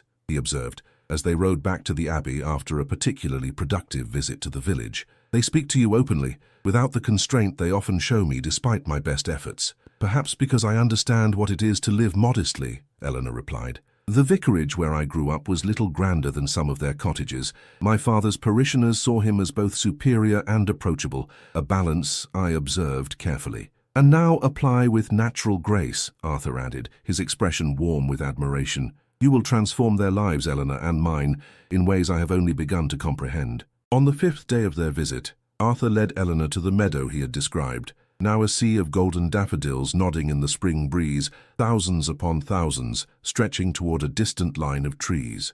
"Mother began with 100 bulbs," he explained, as Eleanor gasped at the magnificent display. "Each year she added more, until eventually the gardeners simply allowed them to naturalize. They bloom for only a few weeks, but she said their brief glory made them all the more precious." Eleanor knelt to touch one perfect bloom, its trumpet yellow against paler petals. "They're exquisite," she said softly, a fitting memorial to her vision. "I hoped you might think so." Arthur's voice held a note of nervous anticipation she had not heard before. "Which is why I thought this might be the perfect place." He paused, reaching into his pocket to withdraw a small velvet pouch. "The sapphire was traditional," he explained, as Eleanor rose to face him. "The engagement ring given to each Duchess of Ravenshire for 2 centuries, but this belonged only to my mother." From the pouch, he drew a slender gold band etched with a continuous pattern of tiny flowers. Daffodils, he explained unnecessarily. Father had it made for their 10th anniversary. She never removed it, even at the end.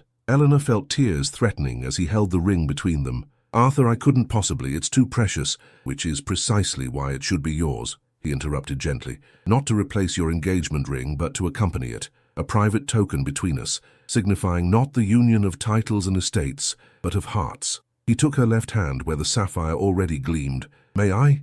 At her tremulous nod, he slipped the gold band onto her finger, alongside the engagement ring. The two looked as though they had been designed as a pair, the ornate, aristocratic sapphire, complemented by the simple, deeply personal gold band. Perfect, he murmured, raising her hand to press a kiss against both rings, as I knew they would be. Eleanor looked up into his beloved face, finding in his expression everything she had ever hoped to inspire in another soul: tenderness, respect, desire, and abiding commitment. The rules of propriety that had governed their courtship seemed suddenly insubstantial against the reality of what had grown between them. Arthur, she began, uncertain how to express the tide of emotion rising within her. I never imagined such happiness could exist, especially for someone like me, who had resigned herself to a life of quiet duty and modest expectations. Then we have both been granted a miracle, he replied, drawing her gently into his arms. For I had equally resigned myself to a life of privilege without joy, position without purpose. As they stood amid the golden sea of flowers, the spring sun warm upon their faces, Eleanor felt the last vestiges of uncertainty dissolve. Whatever challenges awaited in the life they would build together, they would face them with the strength that came from genuine partnership. A bond forged not in social calculation, but in mutual recognition of the soul behind the surface. The remainder of their visit passed in a haze of deepening connection. Eleanor came to know each corner of the abbey, from the grandeur of state rooms to the comfortable chaos of the nursery where Arthur and his siblings had spent their childhood. She befriended the housekeeper, Mrs. Hollis, whose initial reserve melted into cautious approval as she recognized Eleanor's genuine interest in maintaining the house's traditions while bringing fresh perspective. Most evenings found them in the library, reading aloud from favorite volumes or discussing plans for their shared future. Arthur spoke of parliamentary reforms he hoped to advance, while Eleanor outlined visions for improving education for tenant children and healthcare for the elderly. We shall be quite the reforming influence, he observed with a smile that held both amusement and genuine enthusiasm. London society will be scandalized. Let them be, Eleanor replied, echoing words he had once spoken to her. Some causes are worth any cost. On their final evening at the Abbey, a letter arrived from London, an invitation to Lady Beatrice's own engagement ball to be held the week after Eleanor and Arthur's wedding. The groom-to-be was a wealthy baronet from Yorkshire, his principal qualification apparently the substantial fortune he had amassed in manufacturing. How unexpected, Eleanor remarked, scanning the elaborate card with its florid expressions of friendship and esteem. I would not have thought Lady Beatrice considered us among her intimate acquaintances. Arthur's expression combined amusement with cynical understanding. She doesn't. This is strategy, not sentiment. By including us in her celebration, she both acknowledges our higher rank and suggests there was never any real rivalry, a neat social calculation. Should we accept? Eleanor asked, genuinely uncertain of the proper response. Arthur considered, his expression thoughtful. I believe we should, not for her sake, but for the message it sends, that we harbor no resentment, that we are secure enough in our happiness to wish her well in hers. Eleanor nodded, appreciating as always his instinctive understanding of the social currents that still sometimes mystified her. Very well. Our first formal engagement as husband and wife shall be to celebrate the woman who once tried her utmost to prevent our union. There is a certain poetic justice in that, I suppose. As the carriage carried them back toward London the next day, Eleanor watched Ravenshire Abbey recede into the distance with a curious mixture of reluctance and anticipation. Reluctance to leave the peace they had found within its walls, anticipation for the day, now less than a fortnight away, when she would return as its rightful mistress, as Arthur's wife in truth as well as promise. We shall come back soon, Arthur said, reading her thoughts with the uncanny perception that still sometimes startled her. After the wedding, after the obligatory rounds of social appearances, we shall retreat here for the summer months at least. I should like that, Eleanor replied, settling her hand in his as the journey continued. To begin our life together in the place where I first truly understood what home could mean. Arthur's fingers tightened around hers, his thumb brushing across the double rings that symbolized their commitment. "Not the beginning," he corrected gently. "A continuation of what began the moment our eyes met across Lady Merivale's ballroom." And as the distance grew between them and the Abbey, Eleanor found herself not looking back but forward to the extraordinary future that awaited them both. The daffodils had faded by the time Eleanor returned to Ravenshire Abbey, replaced by the first roses of early summer. They climbed stone walls with fragrant abundance, their varied hues forming a natural tapestry against weathered, honey-colored stone. The formal gardens had reached their zenith of geometrical perfection, while beyond them, meadows rippled with wildflowers beneath a perfect June sky. Eleanor stood at the window of what was now indisputably her bedchamber, watching as preparations continued for the afternoon's celebration. Servants moved with practiced efficiency, arranging tables beneath ancient oaks, hanging lanterns that would glow like earthbound stars when twilight fell, setting out chairs for the village children's choir that would perform as part of the festivities. 3 months had passed since she had pledged her life to Arthur's in the small chapel adjoining the abbey, a ceremony remarkable for its intimacy despite the illustrious guest list that had included half the aristocracy and several members of the royal family. Vows exchanged before God and witnesses had transformed Miss Eleanor Whitcomb into her Grace, the Duchess of Ravenshire, a metamorphosis still occasionally startling in its scope. The London season that followed had been a whirlwind of obligatory appearances. Presentation at court, attendance at Beatrice's surprisingly subdued engagement ball, formal dinners where Eleanor had taken her place at the head of tables with a composure that belied her private amazement at the turn her life had taken. Through it all, Arthur had remained her anchor, his quiet pride in her accomplishments, bolstering her confidence in settings that might once have overwhelmed her. Together they had navigated the treacherous waters of social expectation, emerging with reputation not merely intact, but enhanced by their evident devotion to one another. "Penny, for your thoughts?" The voice from the doorway drew Eleanor from her reverie. Arthur stood watching her, his formal morning attire exchanged for more comfortable country dress that suited him far better than the rigid tailoring London demanded. 3 months of marriage had softened the formal boundaries between them, replacing aristocratic reserve with comfortable intimacy. "I was thinking," Eleanor replied with a smile, crossing to meet him, "how fortunate I am to have found not only a husband, but a home worthy of the name." Arthur's arms encircled her with familiar warmth. "The home is only worthy because you are in it," he murmured against her hair. "Before you, it was merely a house, beautiful, but empty of true meaning." Eleanor leaned into his embrace, savoring the security it represented. Marriage had brought discoveries both profound and delightful. The tender consideration Arthur showed in their most intimate moments, the surprising humor that emerged when they were truly alone, the passionate conviction with which he approached causes that mattered to them both. "Are the preparations proceeding to your satisfaction?" he asked, glancing toward the window where activity continued in the gardens below. "Perfectly," Eleanor assured him. "Mrs. Hollis has orchestrated everything with military precision. The village children have practiced their songs until they know them by heart. Even the weather has obliged us with sunshine." "As well it should," Arthur replied with mock severity. "I am, after all, the Duke. Surely that counts for something with the elements." Eleanor laughed, the sound free and unrestrained in a way that would have shocked those who had known her only as the reserved daughter of a country vicar. "I fear even your exalted rank may not command the English weather, my love, but for today at least, fortune favors us." Today marked the formal opening of the Ravenshire School for Girls, Eleanor's first major initiative as Duchess, and one particularly close to her heart. The converted dower house at the edge of the estate would provide education for daughters of tenants and villagers alike, with curriculum extending beyond basic literacy to include subjects traditionally reserved for young ladies of higher birth. "Are you nervous?" Arthur asked, studying her face with the attentiveness that still sometimes took her breath away. "A little," Eleanor admitted. "It represents such a departure from tradition. Some of the older tenants seemed skeptical that their daughters needed more than rudimentary skills. They will come to understand its value," Arthur assured her, taking her hands in his, "as my father's tenants came to appreciate his agricultural innovations, despite initial resistance. Progress requires vision, Eleanor, a quality you possess in abundance." The assurance warmed her, as his faith always did. "We should go down," she said, reluctantly disengaging from his embrace. Lady Merivale's carriage was spotted on the road, and Reverend Stillwell mentioned he would arrive early to bless the building before the ceremony. They descended the grand staircase together, the afternoon sunlight streaming through stained glass windows, casting rainbow patterns across ancient flagstones. Servants curtsied or bowed as they passed, their respectful greetings now tinged with genuine affection rather than mere obligation. Outside, the June day enfolded them in warmth and subtle fragrance. Eleanor paused to admire the transformation of the gardens under her direction. Formal patterns softened with cottage flowers, rigid geometries relaxed into more natural flow that better complemented the Abbey's organic evolution through centuries. "Your mother would approve, I think," she observed,